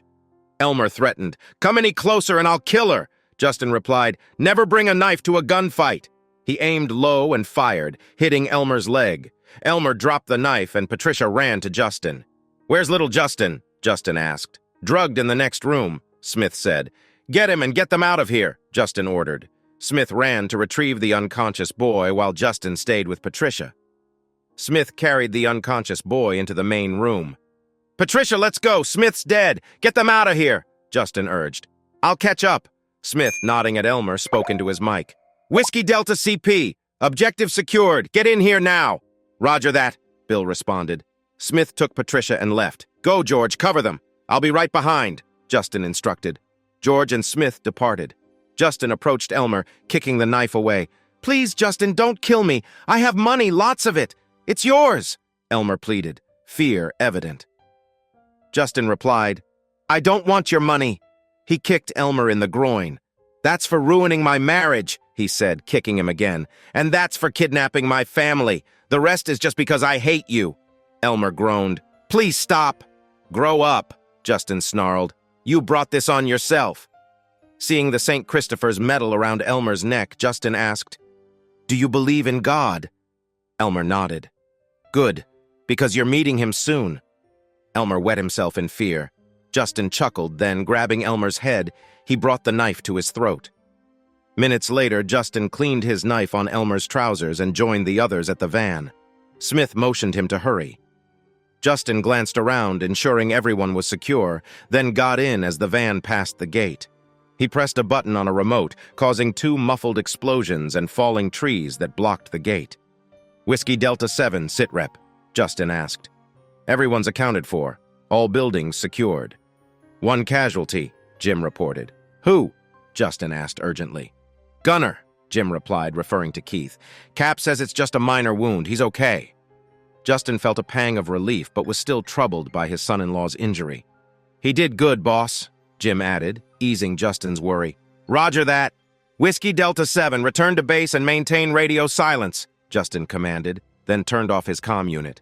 He approached Beverly, who was shaking. "Are you okay?" he asked. "You were perfect," he reassured her. He held her until she stopped trembling and went to Patricia, who was crying over the boy. "Is he okay?" Patricia asked. Beverly checked the boy. "He's breathing. They must have just drugged him. We'll have Cap examine him when we get home." Patricia revealed, "They were planning something terrible, selling me to a cartel. Thank you for saving us." Justin comforted her, then sat on the bench with his family as George drove home. He decided to wait until they were safe before telling Patricia about Keith. As they crossed the state line, the police scanner reported local units heading towards Carlsbad. Justin hoped they would be home before the authorities arrived. "George, turn the lights back on and watch your speed. We don't want any trouble," Justin instructed. They finally reached home. Justin carried his grandson upstairs and tucked him into bed. Downstairs, Beverly let the others inside. Cap guided Keith, whose arm was injured, to a chair. Justin's heart ached seeing Keith's torn and bloodied shirt. "It's just a scratch," Justin reassured him. "A bullet ricocheted off the door panel. He'll need a few stitches, but he's otherwise okay," Cap said. Justin bent down to kiss the boy on the head. He grabbed a second 12-pack of beer and cigars, handing them out. Patricia, seeing Keith in the kitchen with Cap, rushed over, crying, "Oh my God, you're hurt! I didn't know you were there!" Keith, with a weak smile, replied, "Who do you think was making all that noise outside?" Patricia embraced him, overwhelmed. "I couldn't just wait at home. I'd never forgive myself if something happened to you or little Justin." "You're my hero," Patricia said through tears. Keith chuckled, appreciating the sentiment. "Let me finish up here, and I'll check on your son," Cap suggested. Patricia nodded, kissed Keith, and joined the others in the front room where beer and cigars were already in hand. "You really impressed everyone tonight," Cap said quietly to Keith. "You stood up for your family and earned our respect." "Keith? Or should I say Gunner?" Cap added with a smile. "And you might want to start calling Justin Dad. He thinks of you as the son he never had." Keith was surprised. "Who was Dawson?" he asked. "A teammate who sacrificed himself. Justin has carried that guilt ever since," Cap explained. "Maybe it's time you got to know him better." Keith nodded. "Maybe you're right." Cap finished stitching Keith's arm, gave him some antiseptic cream, and headed upstairs to check on the boy. Justin joined Keith at the table, offering him a beer and a cigar. "Enjoy this while you can. Beverly doesn't usually let anyone smoke in here." "Thanks, Dad," Keith said. Justin's eyes misted, but he managed to smile. "I'd be upset if you didn't call me that." Keith chuckled. "I've seen you when you're really mad." "You did well," Justin said. "Jim said you kept firing even after you were hit. Why'd you come out here?" "I couldn't stay home knowing they were in danger," Keith replied. "I had to do something." Justin nodded. "You're a man, a father, and a husband. You wanted justice, and you got it. I'm proud to call you my son." Keith looked surprised. Justin stood up. I've got something special planned. Come join us." Justin led Keith into the front room, raised his beer, and tapped it with his knife to get everyone's attention. As they watched, Justin got down on one knee, took Beverly's hand, and said, "Beverly, I never thought I'd love again, but you made me whole. Will you marry me?" Tears streaming down her face, Beverly responded, "Yes, Justin, I love you so much." The room erupted in cheers. "Get a room!" Buster called, making everyone laugh. "I have one upstairs," Justin replied with a grin. "The whole place will be rocking tonight," Buster joked. Justin and Beverly embraced. Then Justin turned to the crowd. "We'll set a date after I tie up a few loose ends, if that's okay with Beverly." "Damn right," Beverly said, smiling. Ian quipped, "Not even married yet, and he's already whipped." Laughter filled the room. "It's fine to be henpecked if you don't mind the hen doing the packing," he added. Beverly smiled and said, "Justin definitely wears the pants in this family. He saved my life when I thought I had nothing left. That's what my dad does best," she said, hugging Patricia.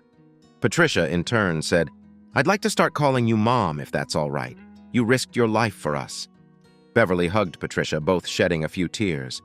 "Of course, dear," Beverly replied. Suddenly, Smith's phone rang. "Hold on," he shouted. "It's for me. Everyone be quiet." Smith answered the phone. "Yes, Smith here. What's that in New Mexico? Really? That sounds awful. Okay, call Jones and have him meet me there. I'll be there as soon as I can, right? Bye." He hung up and addressed the group. "Local leaders in New Mexico want me to investigate an attack on a corporate retreat. It's a war zone with no survivors. Any of you know about this?" Jim shook his head. "Oh, hell no," he joked, eliciting more laughter. "I need to get cleaned up and head out. Could someone brew coffee?" Beverly agreed. Justin added, "There are 2 more bedrooms upstairs and a decent couch. Feel free to settle in for the night." As Smith prepared to leave, Justin asked, "You have everything?" "Yeah, good thing you made me keep my service pistol and badge here. I'll be fine. I'll call you tomorrow." "Okay, we'll be heading back east with Patricia and Keith. You can reach me by phone," Justin said. Smith nodded, shook Justin's hand, and left. Justin, feeling weary, headed upstairs to join Beverly. "I need a break," he thought as he lay down. "Good night, my husband-to-be," Beverly said, kissing him. He returned the kiss, wrapping his arm around her. "Good night, my wife-to-be," he replied before falling asleep. The next morning, Justin woke to the smell of bacon. He saw Beverly was already gone and found a note on the dresser. It read, "My dearest Justin, I got up early to tend to the chickens. I have deliveries until noon. Patricia will make breakfast. If you leave before I return, just call. Love you so much. Your soon-to-be happy wife, Beverly." Justin smiled, impressed by her dedication.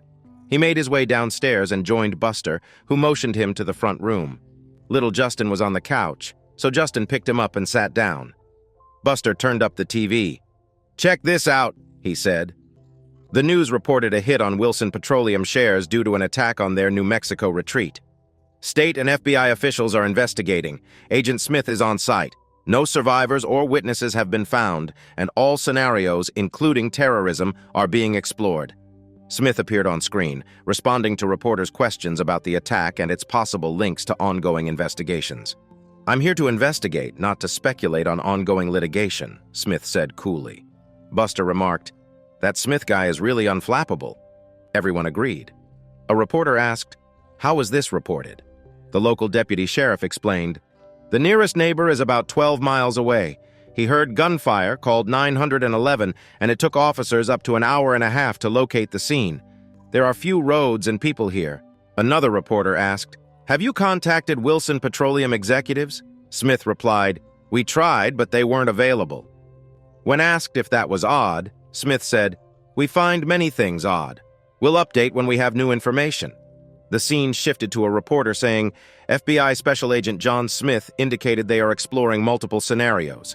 Notably, 2 damaged SUVs with Mexican plates and a damaged Learjet registered to Wilson Petroleum were removed. The jet is part of a fleet used for executives and VIPs. The broadcast then cut to a Wilson Petroleum spokesperson at a briefing. Patricia, noticing everyone was focused on the news, brought plates of scrambled eggs and bacon into the living room. She set a smaller plate for little Justin and told the men to continue watching. The spokesperson said, "Reports indicate a Wilson Petroleum retreat was attacked. We are not releasing names until next of kin are notified. We are working with federal and state officials to determine the facts and will minimize the impact on families. Reporters asked about the damaged Learjet and whether any executives were on board. The spokesperson replied, "I don't know who was on the jet. It's possible it was empty or used for refueling. We will check with management about the manifest." Another reporter asked about board member Colin Blackstone, rumored to be found dismembered in Manchester. The spokesperson said, "We just received those reports. We're working with authorities in England to resolve the case." The conference concluded as the spokesperson left, ignoring reporters' shouted questions. Justin turned to George and Bill, absorbing the latest updates. "That's the guy Timmy identified as the one who introduced him to Lucas," George said, nodding. Patricia asked, "What's that got to do with anything?" "Timmy shot Doris," George explained. "This Blackstone guy recruited him, introduced him to Lucas, and set up the job. Elmer told me Blackstone went home for a family emergency." "That's troubling," Ian said. "And we've got another issue. Sheriff Coltrane will be looking for answers. He's the one who escorted us to the state line last night." "Yep, that's him," Justin confirmed. "He's sharp and will figure things out quickly." "We should probably get out of here." "I can have the chopper ready in 15 minutes if Gunner helps," Jim offered. "Bill and I should leave too. He saw me in my van." "All right, let's move," Justin agreed. They gathered their things. Keith and Jim went to prepare the chopper while Justin escorted George and Bill to the van. "Could you let me know when Lucas has his next court appearance?" Justin asked George. "Sure. I'll check the docket and update you," George replied with a smile. "That's what mobile technology is for." Justin watched them drive off, then returned inside to find Mission, Cap, and Buster ready to leave. He shook their hands. "Thanks for all your help."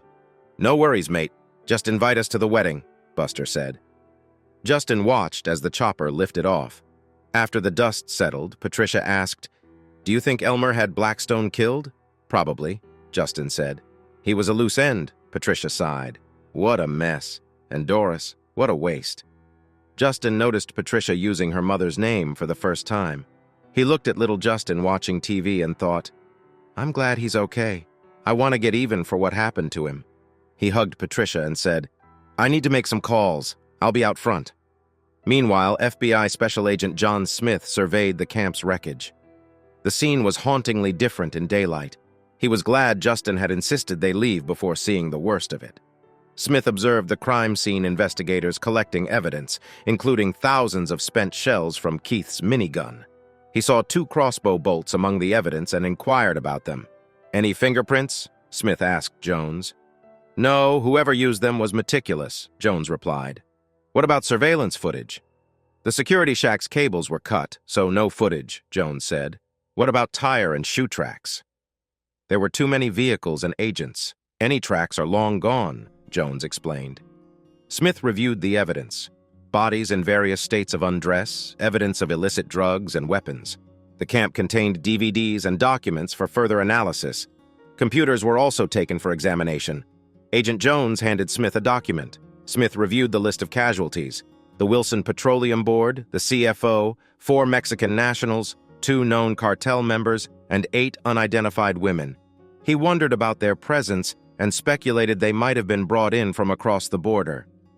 "I've sent this to El Paso," Jones said. "They'll notify the families and contact the Mexican consulate." Smith nodded. "What's your take, Jones? Given the drugs, the violence, and the Mexican nationals, it looks like a drug deal gone bad. Maybe a rival cartel targeted Wilson," Jones speculated. Smith agreed, though he knew the true story. He'd been in the Navy and FBI, but now he was covering his own tracks. He wondered if any evidence might still be left behind. Prints, DNA, anything. "Anything else?" Smith asked. "No, boss. Everything's on its way to El Paso," Jones replied. Smith was troubled. Justin had mentioned no vehicles were present, but they'd seen at least 15 people staying there full-time. Also, the claim that gunfire was heard from 12 miles away didn't add up. He decided to investigate further. "Let's go. I need some rest," Smith said. Jones agreed, and they left. Back at the house, Justin cleaned up and disposed of evidence from the raid. He burned bloodied clothes and parts of weapons, burying the rest. Just as he finished, Sheriff Coltrane arrived. "Good morning, Sheriff," Justin said, greeting him on the porch. "What can I do for you?" Sheriff Coltrane shook his hand. "Mind if we talk for a minute?" "Of course. Can I offer you something?" Justin asked. "No thanks. Just a quick chat," Coltrane replied, taking a seat. Coltrane asked about Justin's wife, Beverly, and congratulated him on their engagement. Then he shifted topics. "Saw the news about the New Mexico incident. The FBI guy they interviewed is the same one I spoke to last night. That camp isn't far from where I left you. Know anything about it?" Justin hesitated before answering. "They had my daughter and grandson. They planned to assault her and exploit the boy if the feds continued with their case against Wilson Petroleum." Coltrane studied him, then responded, "If it were my daughter and grandson, I'd do whatever it took to get them back."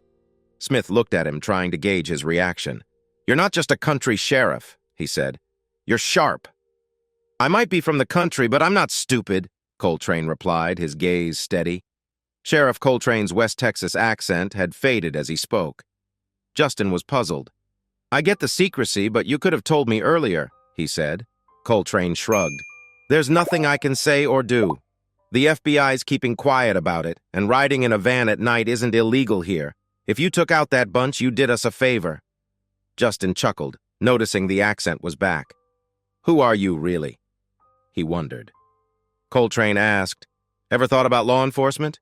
You'd make a good sheriff." Justin laughed. "I'm too old and have only one eye." Coltrane replied, "I'm older and have a prosthetic leg, but age isn't a barrier here. Sheriffs are appointed based on local recommendations, not by starting at the bottom." Justin was surprised. "Why me?" "Folks here like you and respect you. Plus, you'd be safer than what you were doing before," Coltrane said. "I know about your past. Beverly's aware, too." Justin was taken aback. "Really? Does Beverly know?" "She does. If you're interested, I can recommend you to the board. Let me know in the next few days." "Sure," Justin said. "And you're invited to the wedding?" Coltrane smiled. "I'd be honored. Let me meet your family." Inside, Coltrane greeted Patricia, Keith, and little Justin. He knelt to the boy, who shyly shook his hand. "I'm a friend of your granddad's," Coltrane said. Patricia asked, "Are you going to arrest my dad?" "No," Coltrane said. "If it were my daughter, I'd have done the same. I'd like your dad to be the next sheriff." Patricia was shocked. "Really?" Coltrane nodded. "He'd be great for the role." Justin agreed. "I'll talk to Beverly and sort things out." "Congratulations, Sheriff," Keith said, shaking Coltrane's hand. As Coltrane left, Beverly arrived. She met Russell and Justin in the driveway. "Everything okay?" Beverly asked. "Everything's fine," Russell assured her. "I'm planning to make Justin sheriff, not arrest him." Beverly was surprised. "Seriously?" Coltrane nodded. "The board makes the final decision, but if it's up to me, yes." Justin and Beverly exchanged glances. "By the way," Beverly said, "who will walk me down the aisle?" Coltrane responded, "I'd be proud to do it." Beverly embraced Justin, thanking him. "Thank you so much. I can't think of anyone better." "Only if you start calling me Russell," he replied. "I will, Russell," she promised. He headed to his car, saying, "You have a good day. I'll call you later to discuss this before making a final decision." They waved as Russell drove off. Justin helped Beverly with her things and handed her a glass of tea. "So, what's the news?" she asked. Russell saw the report and figured it out.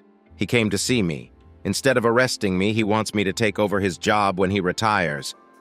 "Sounds like someone's looking out for you," Beverly said. "Reckon so. How was your day?" "Good. Picked up a few more customers. I have the kids' flight booked for this afternoon." "Thanks for waiting. Sorry I didn't wake you up." "I was exhausted. You should have woken me. I'd have helped." "Still, I'm grateful. I'm going to head home and crash." "You deserve it. Call me tonight," Beverly said, standing up. They shared a deep kiss. "I love you." "I love you more. I'll call when I get back." Beverly playfully mentioned modeling new shorts for him. They held each other briefly. Patricia called from the kitchen. "Young eyes are watching." Justin and Beverly smiled at Patricia, who was holding little Justin. The boy looked up at Beverly with curiosity. "Are you Grandpa's friend?" he asked. "Yes, I am," Beverly replied. "I'm going to be your new grandma." The boy asked, "Are you going to help Grandpa find his eye?" If he wants me to, yes, Beverly said. Justin nodded. Okay, you can be my new grandma. Beverly hugged the boy. Thank you, that means a lot. Patricia hugged Beverly, her eyes misty. He's a lovely boy. I'm heading home for some sleep. Sure, Mom, you've earned it, Patricia said. Beverly left, reminding Justin to call her. I won't forget, he said, giving her one last kiss. Patricia commented, She's going to be good for you, Dad. I know, Justin agreed. Are you ready to leave? The plane's at 2 o'clock. Just about, Patricia replied. Keith appeared with a suitcase. Okay, I'm ready. Justin checked the doors and grabbed his duffel bag. They left for the terminal. His phone buzzed with a text from Agent Smith. Long day. Watch tonight's news. Call me after. Too old for this. Justin chuckled and put his phone away. He was curious about Smith's message. They went through security and his phone buzzed again. It was Bill. Lucas has a court appearance at 8 o'clock tomorrow. They're also doing maintenance on the video system. Seems they're preparing for protests. Good to know, Justin said. The sheriff figured it out. He wants me as his replacement. Seriously? That's lucky, Bill said. I'll catch up with you later. Smith texted about the news tonight. Maybe you can watch it on the road. Will do, Justin said, and they wrapped up the call. Yeah, sure, will do. Wilson Petroleum's taking a hit today. Couldn't happen to a nicer bunch of assholes. Talk to you later, Bill said, ending the call. They settled into their seats and fell asleep as the plane climbed. When it landed, they grabbed their luggage, picked up a nondescript sedan, and drove to Keith and Patricia's home. Justin and Keith unpacked as Patricia aired out the house, which still smelled of bleach. Keith handed Justin a beer, and they watched the news. The anchor reported, Federal authorities have named those killed in a raid on a New Mexico retreat owned by Wilson Petroleum. Among the dead are 6 board members, including Chairman Elmer Jenkins and the CFO. The scene shifted to Brenda Carpenter in El Paso. In addition to the Wilson executives, at least 4 Mexican nationals were killed. A large cache of narcotics and guns was found, suggesting cartel involvement. Agent Smith appeared on screen, stating that while evidence was still being reviewed, the compound was likely targeted by a cartel. Reports of illicit sex parties and human trafficking seem accurate. Another reporter asked about 2 agents killed in Central City while protecting Doris Wilson's daughter. Smith confirmed that all related incidents appear interconnected, back to Brenda, who noted that evidence indicates Wilson executives were involved in numerous crimes. This is just the beginning. The broadcast shifted to Andrew Conrad at the federal courthouse. Lucas Wilson, now in a wheelchair, will appear tomorrow. Federal prosecutor Marvin Morrison suggested further charges are expected, and the investigation is expanding to include lower-level managers. Marvin added, Expect shocking charges. We're widening our investigation. Jerry returned to the studio, mentioning the market impact. Shares in Wilson Petroleum have plummeted. Tyler Morgan, what's your take? Tyler said, Wilson Petroleum might be on its last leg. If nothing changes, the company could fold, impacting the global market. Anything concrete? Jerry asked. Nothing confirmed yet, but I'll keep you posted, Tyler replied. The broadcast ended with a lighthearted story about a dog. Keith turned off the TV and asked Justin, What do you think? I think Wilson Petroleum is in serious trouble, Justin agreed. I think you're right, Justin said. He called Smith, who answered immediately. Smith, is all that news true? Justin asked. You wouldn't believe it. We found tons of narcotics, DVDs of drug-fueled parties, possibly involving underage girls, and links to cartels and human trafficking. I suspect we had to act quickly or someone else would have. What else did you find? Justin inquired. Evidence points to a mole in the agency. We're questioning someone high up. As for Doris, no direct link yet, but it's hard to believe she knew nothing. What's happening on your end? Justin asked. Sheriff Coltrane wants me to take over as sheriff when he retires. Smith chuckled. You're on a roll. Are you considering it? I might. Got some things to sort out first. Well, I might be looking for a job myself soon. I'm thinking of retiring. Really? The agency's changed. Maybe it needs someone like you as director.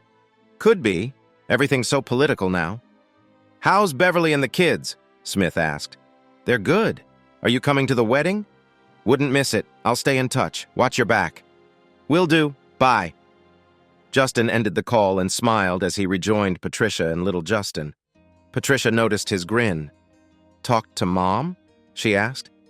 "Yeah," Justin said, tickling the boy. "How'd you know?" "Just a hunch," Patricia said with a tear. "I'm sorry for how I acted when I was younger. You've saved me twice, and I don't deserve it." "It's okay," Justin comforted her. "You were young and they took advantage. You've turned things around. I'm proud of you." "Thank you. I love you." "I love you too," Justin replied. Patricia went to make dinner, and Justin played with his grandson. That night, Justin dreamt of farm girls and summer clothes. The next morning, the courtroom filled up quickly. A man in the back row, wearing a cap, glasses, and a bandana, blended in with others due to social distancing. Lucas, chained and wheeled in, was the center of attention. Lawyers argued, but the judge's orders seemed like gibberish to the man in the back. When court adjourned, Lucas demanded privacy to use the restroom. A guard checked and cleared the area. Lucas, left alone, wheeled himself into a large stall. Meanwhile, the man in the baseball cap slipped out unnoticed. Lucas wheeled himself into the stall and was startled to find a tall man in the corner wearing a baseball cap, dark glasses, and a bandana. The man also wore an apron, latex gloves, and blue booties.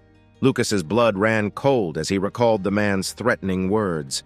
If Lucas ever harmed Doris or anyone in his family, he would hunt him down and kill him. Panic set in as Lucas struggled to breathe. He clutched his chest but couldn't draw a breath. He slumped over, unconscious. The man, peering with his one good eye, assessed the situation and confirmed that Lucas was dead. The man removed his glasses, revealing a glass eye and a scarred socket. He put the glasses back on and slipped out through a window he had previously scouted, discarding his disguise along the way. Meanwhile, the guards, growing impatient, entered the restroom after several minutes. Finding Lucas dead, one guard ordered an ambulance and mused about Lucas's fitting end. He checked the security system, which was down for maintenance, so no footage was captured. The paramedics arrived, covered Lucas's body, and confirmed his death from a heart attack. The guard, resigned, watched as the body was taken away. Justin, having finished his business, lit a cigarette and offered a silent thank you.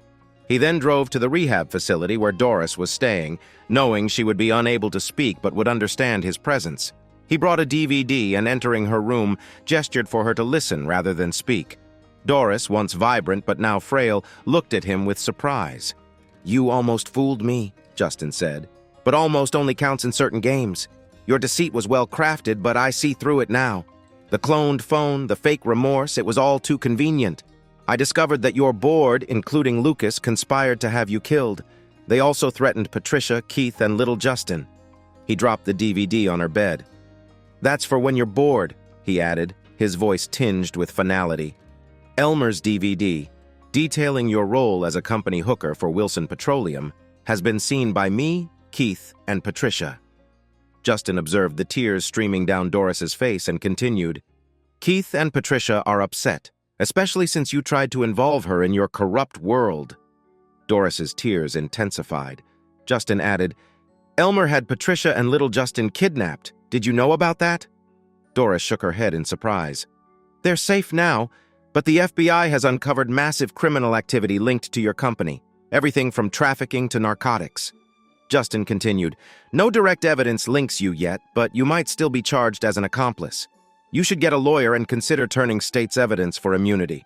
Wilson Petroleum is collapsing, and a class action lawsuit against Lucas and his estate could bankrupt him."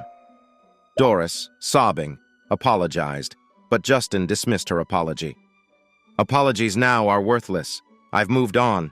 I'm marrying Beverly," he said, showing her a picture of him and Beverly.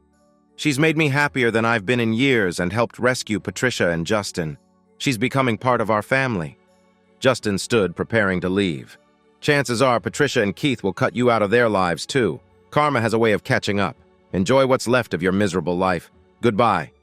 He left Doris crying and walked to his car. Back at Keith and Patricia's house, Justin found them and George waiting. "Did you hear? Lucas died of a heart attack," Patricia said. Justin feigned surprise and was asked if he had a hand in it. He denied any involvement, maintaining his innocence. He revealed a wedding and engagement set he bought for Beverly.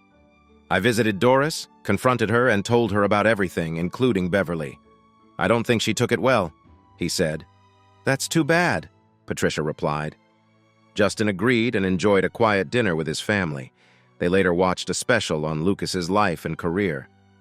"I'm not a fan of these shows, but let's see what they say," Justin said, settling in for the program. Tonight, we delve into the life of Lucas Wilson, the disgraced former CEO of Wilson Petroleum, who died earlier today from a heart attack. Joining us is author and investigative journalist Trevor Whitaker, whose upcoming book, From Riches to Oil Rags, The Rise and Fall of Lucas Wilson. Sheds light on Wilson's controversial life. Welcome, Mr. Whitaker. Thank you, Neil. First, my condolences to Mr. Wilson's family, Trevor began. I don't intend to speak ill of the dead, but in Wilson's case, it's hard to find anyone who would mind if I did. Neil asked why. Trevor explained, Wilson was universally disliked, even by his family. A colleague once said, "Look up a hole in the dictionary, and you'll find a picture of Lucas Wilson." Why did your source stay with him? Neil inquired. Wilson paid well, and people feared his retaliation. He was known for being ruthless and manipulative, Trevor replied. Wilson was accused of conspiring to murder his estranged wife's ex-husband. The divorce was settled amicably years ago, so why now? Neil asked. Trevor answered, Wilson's mentality was summed up by a plate on his desk that read, "Kill them all. Let God sort them out." He pursued what he wanted without hesitation. The ex-husband worked for a foreign company Wilson wanted to acquire. Wilson saw an opportunity to eliminate both the man and his competition. Trevor continued, Wilson's brutal approach extended to his personal life.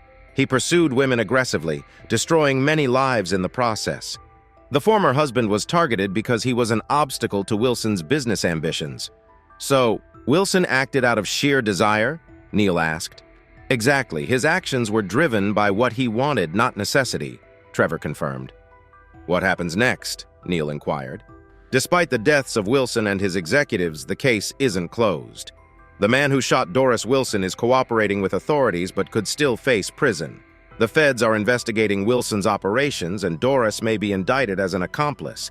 The company's stock is plummeting, and if nothing changes, it might go under. Rumors of a potential rescue plan exist, but nothing is confirmed yet, Trevor concluded. Neil, thank you for your insights, Trevor. We'll be discussing the impact of Wilson Petroleum's collapse on retirement accounts next. Stay tuned after the commercial break. George. Wow, I didn't realize it was this severe. I'm going to call home and head to bed. Should I keep an eye on things here? Justin. If you could, that would be great. I think the main danger has passed, but it's better to be safe. George. Thanks for dinner. I'll catch up with you later. After saying goodbye, Justin called Beverly, then went to bed. The next morning, he bid farewell to Keith, Patricia, and little Justin, promising to keep them updated about his wedding. On his way to the airport, he felt drawn to a nearby church. It had been years since he'd been to one, but something compelled him to stop. Inside, he lit a candle for his departed friends and knelt in prayer, confessing his past grievances and expressing gratitude for his current blessings. As he prayed, a young priest approached and asked if everything was all right. Justin responded, "It is now, Padre. Thank you." The priest offered blessings and said, "I sense you're starting a new chapter. You'll need all the help you can get." Justin thanked him, feeling renewed. After leaving the church, Justin flew home, feeling refreshed. He called Beverly as soon as he landed. When he arrived home, he was greeted by Beverly in tiny, provocative shorts. "You're a sight for sore eyes," he said as they embraced and kissed deeply. "Lunch is by the pool," she said with a smile. Justin followed her outside but didn't see any food. "Where's lunch?" he asked. "Right here," she said, revealing herself completely naked. They made love on the deck under the sun. Then Justin presented a box with a set of rings. Beverly was thrilled and accepted the engagement ring with tears of joy.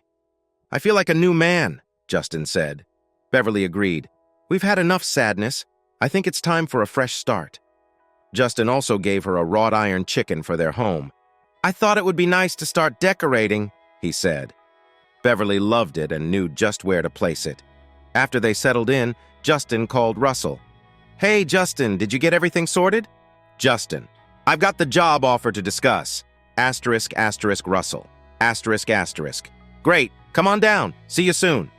Justin informed Beverly, cleaned up, and headed to town. At the sheriff's office, a deputy led him to Russell's office. After shaking hands, Russell offered him a seat. Russell. Any questions? Asterisk, asterisk. Justin. Asterisk, asterisk. What about my background? Asterisk, asterisk, Russell. Asterisk, asterisk. We know about your security work and Army service. The county board thinks you could teach our deputies. Your background check is clean. You're actually cleaner than some of my deputies. If you're interested, you'll need to interview with the board. Maybe update your wardrobe and keep your beard neat. Asterisk, asterisk. Justin. Asterisk, asterisk. Sounds good. Set it up. Asterisk, asterisk, Russell. Asterisk, asterisk. How about tomorrow morning at 8:30? Asterisk, asterisk. Justin. Asterisk, asterisk. Perfect. I'll get some new clothes. Justin spent the afternoon shopping for new clothes and boots. Beverly was surprised when he came home with bags of new items. Beverly. When's your board meeting? Asterisk, asterisk. Justin. Asterisk, asterisk. Tomorrow morning. I'm glad you're supportive. They watched the news that night, which reported the federal case against Wilson had expanded, causing the company's stock to plummet further. The next morning, Justin met with the county board with Russell. The meeting was informal with a few questions. Board member, does the eye patch affect your depth perception? Asterisk, asterisk. Justin, asterisk, asterisk. I've adapted. Asterisk, asterisk, board member. Do you have law enforcement experience or a degree? Asterisk, asterisk, Justin. Asterisk, asterisk. No degree, but I'm willing to enroll in an online course.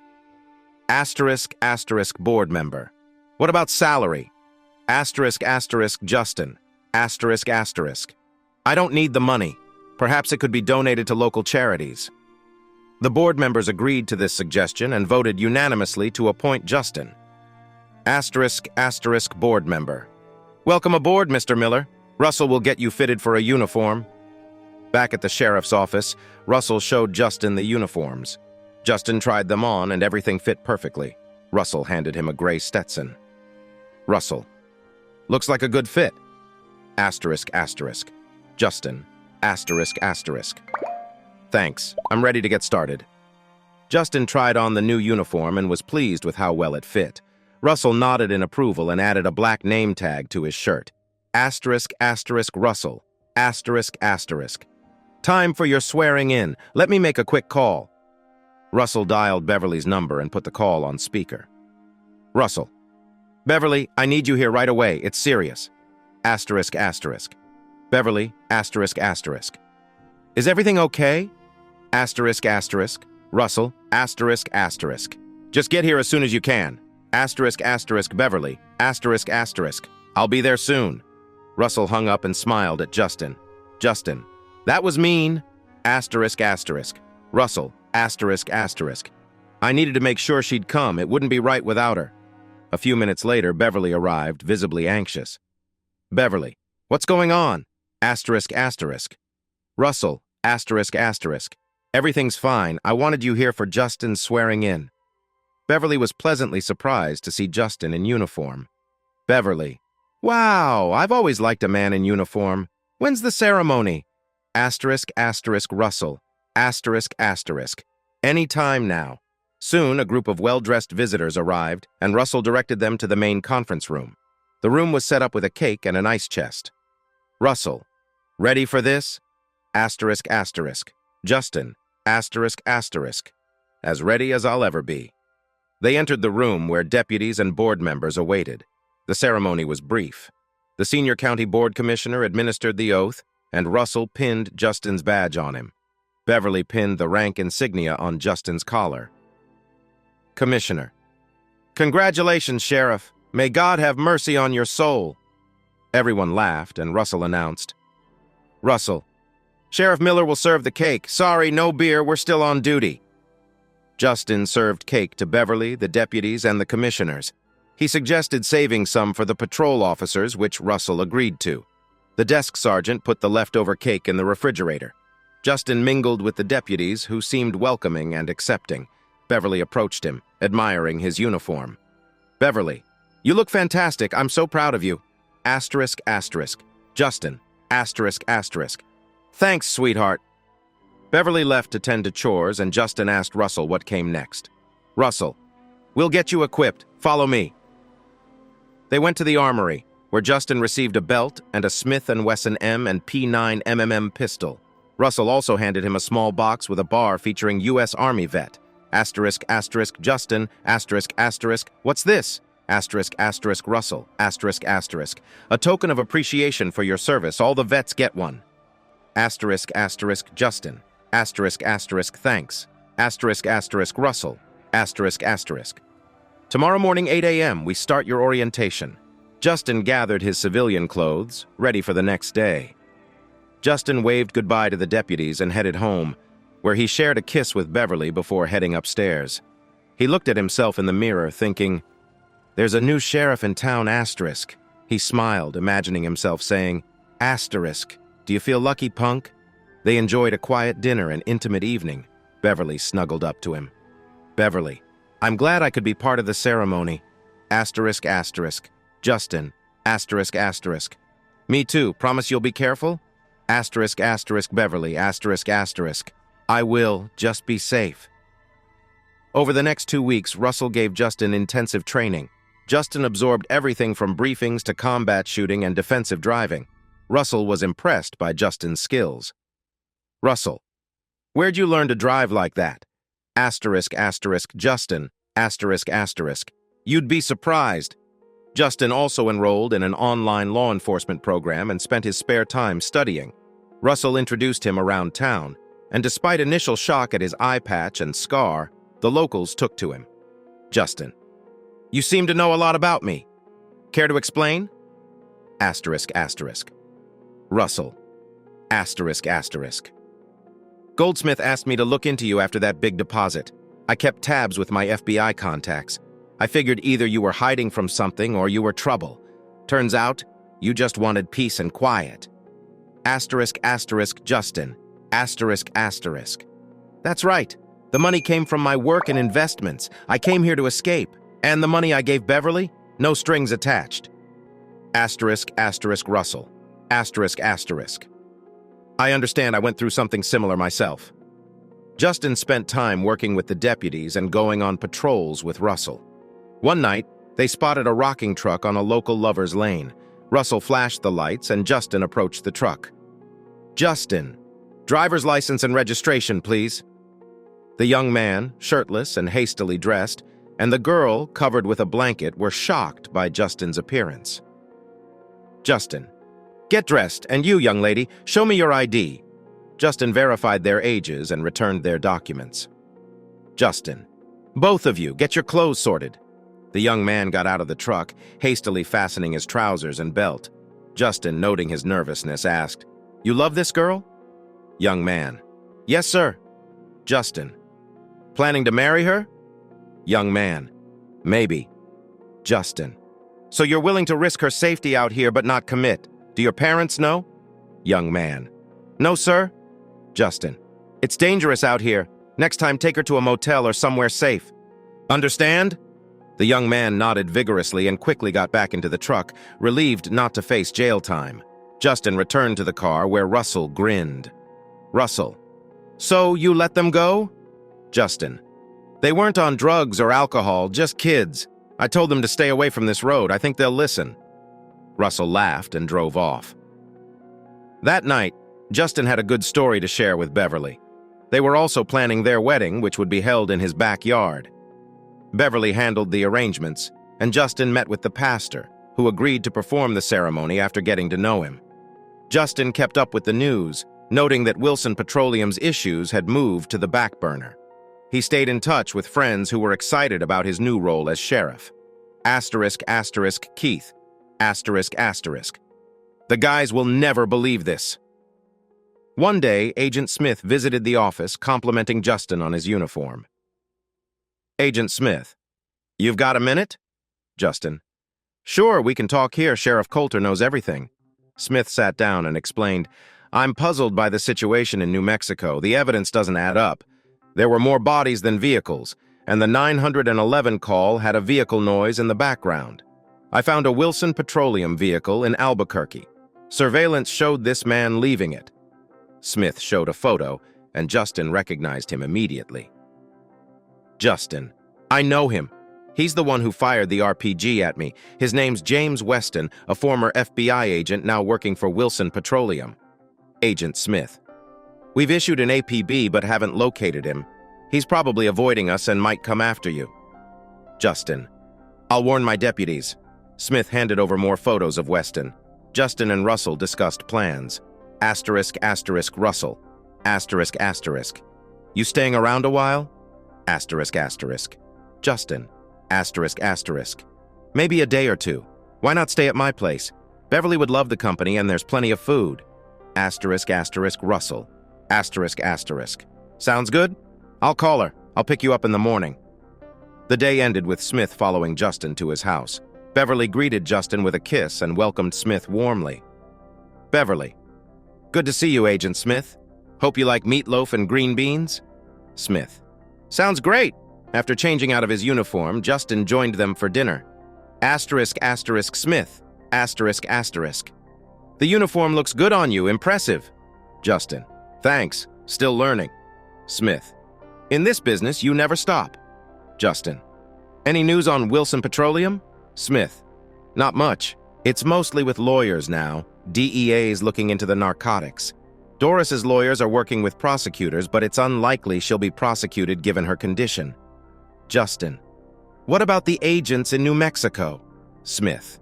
The agency's trying to follow leads, but not getting far. After the mess, heads rolled.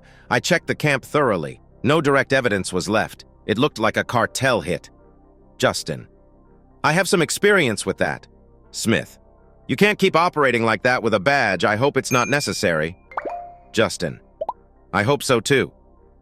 The next day, Russell picked Justin up in his patrol car. Justin kissed Beverly and advised her to stay alert. Asterisk, asterisk, Justin. Asterisk, asterisk. Call me if you see anything unusual. Beverly. I will. Go get them. At the station, Justin admired his new four-wheel drive truck. Russell. That's yours. Top of the line. Justin. Thanks, Russell. Smith. New job, new truck, new woman. You're hitting the jackpot. Inside, they joined the other deputies for a briefing. Smith introduced himself and showed a picture of James Weston. Smith. Weston, a former FBI agent, is wanted for questioning about the attack at the Wilson Petroleum camp. He's believed to be heading here. Deputy. Why here? Smith. He's likely after me. If you see him, don't engage. Call for backup immediately. He's armed and dangerous. Everyone acknowledged and studied the pictures. Justin dismissed them with a caution. Justin. Be careful out there. As the deputies went to their posts, Sergeant Bledsoe came in urgently. Bledsoe. Sheriff, Weston's outside with a hostage. It looks like Beverly. The three men rushed to the front office. Justin saw Weston across the street with Beverly, a gun in hand. Weston. Miller, come out and face me. Justin. This is my problem. Let me handle it. Russell hesitated, then agreed. Russell. All right, Justin. What's the plan? Justin instructed the deputies. Justin. Clear the streets, get civilians out and block both ends. The deputies quickly evacuated the area and set up roadblocks. Justin directed Russell and Smith. Justin. Russell, 10 yards to my right. Smith, 10 yards to my left. Follow my lead. Russell and Smith took their positions, weapons ready. Justin faced Weston, who held Beverly tightly. Justin. Put the gun down and let her go. You have until the count of 3. Shocked deputies watched as Justin remained exposed, taunting Weston. Weston glared between Justin, Smith, and Russell. Weston. This is between us, Miller. I missed last time, but I won't this time. Maybe I'll have some fun with your woman first. Justin nodded subtly at Beverly, who had been trained in self-defense. As he reached 3, Beverly threw Weston off balance, then kneed him before escaping to a deputy. Justin fired a precise shot into Weston's eye, while Russell and Smith followed with their own shots. They approached Weston's body, checking his weapon, an old revolver with an uncocked hammer. Justin. Am I supposed to read him his rights? Russell. Not an issue. Justin. Asterisk, asterisk. Was aiming for his left eye intentional? Russell. The good book wasn't talking about your shooting skills. Sergeant Bledsoe arrived and announced she'd called an ambulance. Justin thanked her. then comforted Beverly, who was crying. Justin, are you okay? Beverly, I was so scared.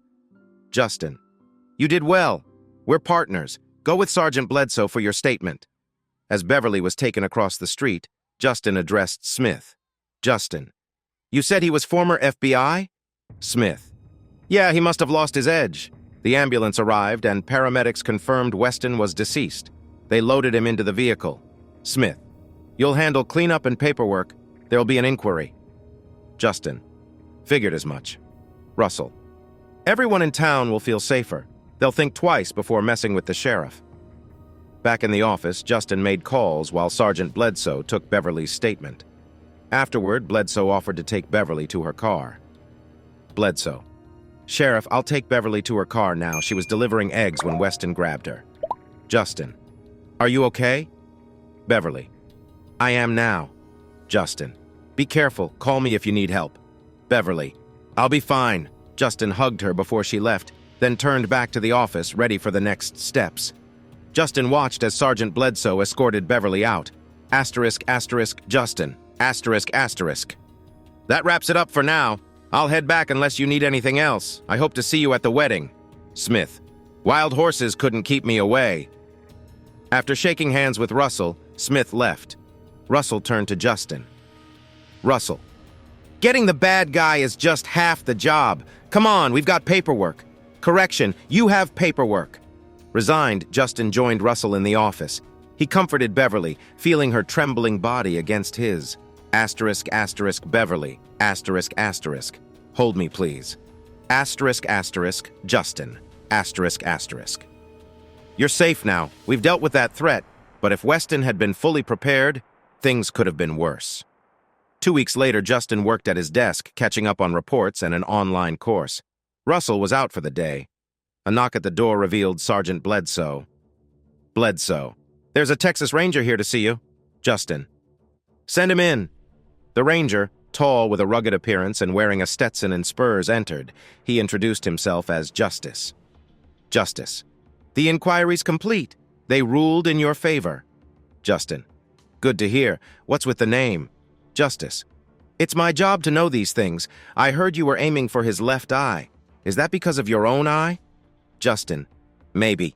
Justice, an eye for an eye. Your idea of justice? Justin, how do you know about that? Justice, I can read people by their eyes, or in your case, by what you lack. Justice then reminisced about the town's changes over the years and praised Justin's appointment, admitting he had been wrong about him. Justice, you remind me of an old friend. I think you're the kind of man who'd charge hell with a bucket of water. Justin, flattered. If the Rangers need anything from us, just ask. Justice, I'll remember that. Take care of your woman. As Justice left, tipping his hat, Justin felt a chill and thought he heard horse hooves but saw nothing outside. A few minutes later, Sergeant Bledsoe returned. Bledsoe, what did the Ranger want? Justin, he said the inquiry is over and it was a good shoot. Sergeant Bledsoe smiled at Justin. Bledsoe, may I speak candidly? Justin, always. Bledsoe, at first we were concerned about your lack of law experience, but now we're all glad you're here. Justin, thank you, Elaine. That means a lot. I'm glad to be here too. Bledsoe, I'll get back to work. See you around. 2 weeks later, Justin and Beverly received a commendation notice from the county. Despite feeling undeserving, Justin dressed in his best uniform and attended the ceremony with Beverly. During the governor's speech, Justin thought it was fitting for a one-eyed sheriff to receive an award from a governor in a wheelchair. As the Attorney General placed an award around Beverly's neck, Justin received his commendation with a brief but defiant speech. Justin, let this be fair warning to those who would cause trouble. Don't mess with Texas. The audience applauded. Afterward, Beverly whispered to Justin, Beverly, I'm so hot for you. I'm ready to jump your bones right here. Justin, I'm ready too. 2 weeks later, Justin was dressing in his tuxedo for his wedding. From his window, he saw a white helicopter land on his range, marked with a familiar logo. Surprised, he saw Jim disembark in a new uniform. Justin, what's going on? Jim, Looks nice, right? Boss just arrived. Justin spotted a large limousine and recognized Sheikh Abdullah stepping out with his wife Aliyah and his sons, Muhammad and Ibrahim. Justin. Sheikh Abdullah, Assalamu alaikum. Sheikh Abdullah. Justin, good to see you. I thought I'd drop by. It's the icing on the cake. Justin greeted the Sheikh, his family, and invited them inside. He introduced them to Keith, who shook hands with the Sheikh and his sons. Sheikh Abdullah. So, you're Gunter? Jim told me about you and your report on Amtrak. Quite interesting. Keith. You read that? Sheikh Abdullah. Yes, too bad it won't be adopted. Your talents might be wasted. How about working for me? Keith. Working for you? Doing what? Sheikh Abdullah. I'll explain soon. Sheikh Abdullah. Wilson Petroleum is in turmoil. We've acquired nearly 75% of the stock and just need government approval. We're revamping the leadership and need a new CFO. Interested? Keith. Absolutely. Sheikh Abdullah. Great. Let's discuss details after the event. The Sheikh handed Justin an envelope. Sheikh Abdullah. A small wedding gift. I've arranged for my executive helicopter and upgraded your reservation to the penthouse suite. Also, here's some spending money. Justin. Thank you. You didn't have to. Sheikh Abdullah. I wanted to. Enjoy Las Vegas. Justin looked inside the envelope and found a prepaid Visa card with $100,000. He appreciated the gesture but knew it was a small token for the Sheikh. The house was packed with friends, old and new, and neighbors. Justin noticed Agent Smith arriving with his wife, Gloria. Justin. I thought you wouldn't make it. Smith. Wouldn't miss it. After greeting them, Justin checked his reflection and headed to the altar. He stood with Keith, Ian, and Cap as the wedding march played. Little Justin walked down the aisle, scattering flower petals, and Russell escorted Beverly, who looked stunning. Pastor. Who gives this woman to be married? Russell. On behalf of Hard Rock, Texas, I do. The ceremony was live-streamed for Beverly's son, who couldn't attend. When it concluded, the pastor introduced them as Mr. and Mrs. Justin Miller, and the audience applauded. The reception featured a mix of country, bluegrass, and rock music. Guests enjoyed the festivities, and no one mentioned Doris, who had fallen from grace and was now in assisted living. Timmy, who shot Doris, faced 10 years in jail, and various Wilson managers were also facing prison time. The Blackstone murder remained unsolved, and the class action lawsuit dragged on. Despite this, Justin found solace in knowing Wilson's legacy would be remembered with infamy. Authorities linked the attack on the Wilson compound to a narcotics cartel, and Smith was heading to Washington, D.C. for a new role aimed at cleaning up the agency. Justin felt things had worked out well overall. Though Justin and Beverly still needed to finalize details about their homes, Beverly's business was thriving. She planned to expand and convert her old house into office space. Beverly. Thanks for looking after my chickens, Patricia and Keith. I hope it's not too much trouble. Patricia. Not at all. It's my pleasure. You two deserve this time together. Justin. Can you handle everything here? Keith. Don't worry, Dad. We've got it covered. Right, guys? Buster, Cap, Ian, Bill, and George all nodded in agreement. Justin. Thanks, everyone. Russell, you good? Russell. We'll manage a week without you. Go enjoy yourselves. Your chopper's ready. Justin and Beverly bade their farewells and ran through a shower of rice thrown by well-wishers. They boarded the helicopter, which had "Just Married" on the back window. Jim had their luggage loaded and closed the door behind them. Cap, to Sheikh Abdullah. Sorry about the decoration. Sheikh Abdullah. No problem. It'll keep Jim busy. They waved goodbye as the helicopter lifted off. Buster. Do you think they'll join the Mile High Club? Sheikh Abdullah. It wouldn't be the first time, and it's much more comfortable than Jim's old craft. Ian. Do you think Justin finally found what he was looking for? Sheikh Abdullah. Yes, I believe so. Patricia. What was he looking for? Sheikh Abdullah watched the helicopter fade from view. Sheikh Abdullah. Peace and a father's justice. Thanks for listening to One Infidelity Hit. If you liked what you heard, don't forget to hit that subscribe button and drop us a like.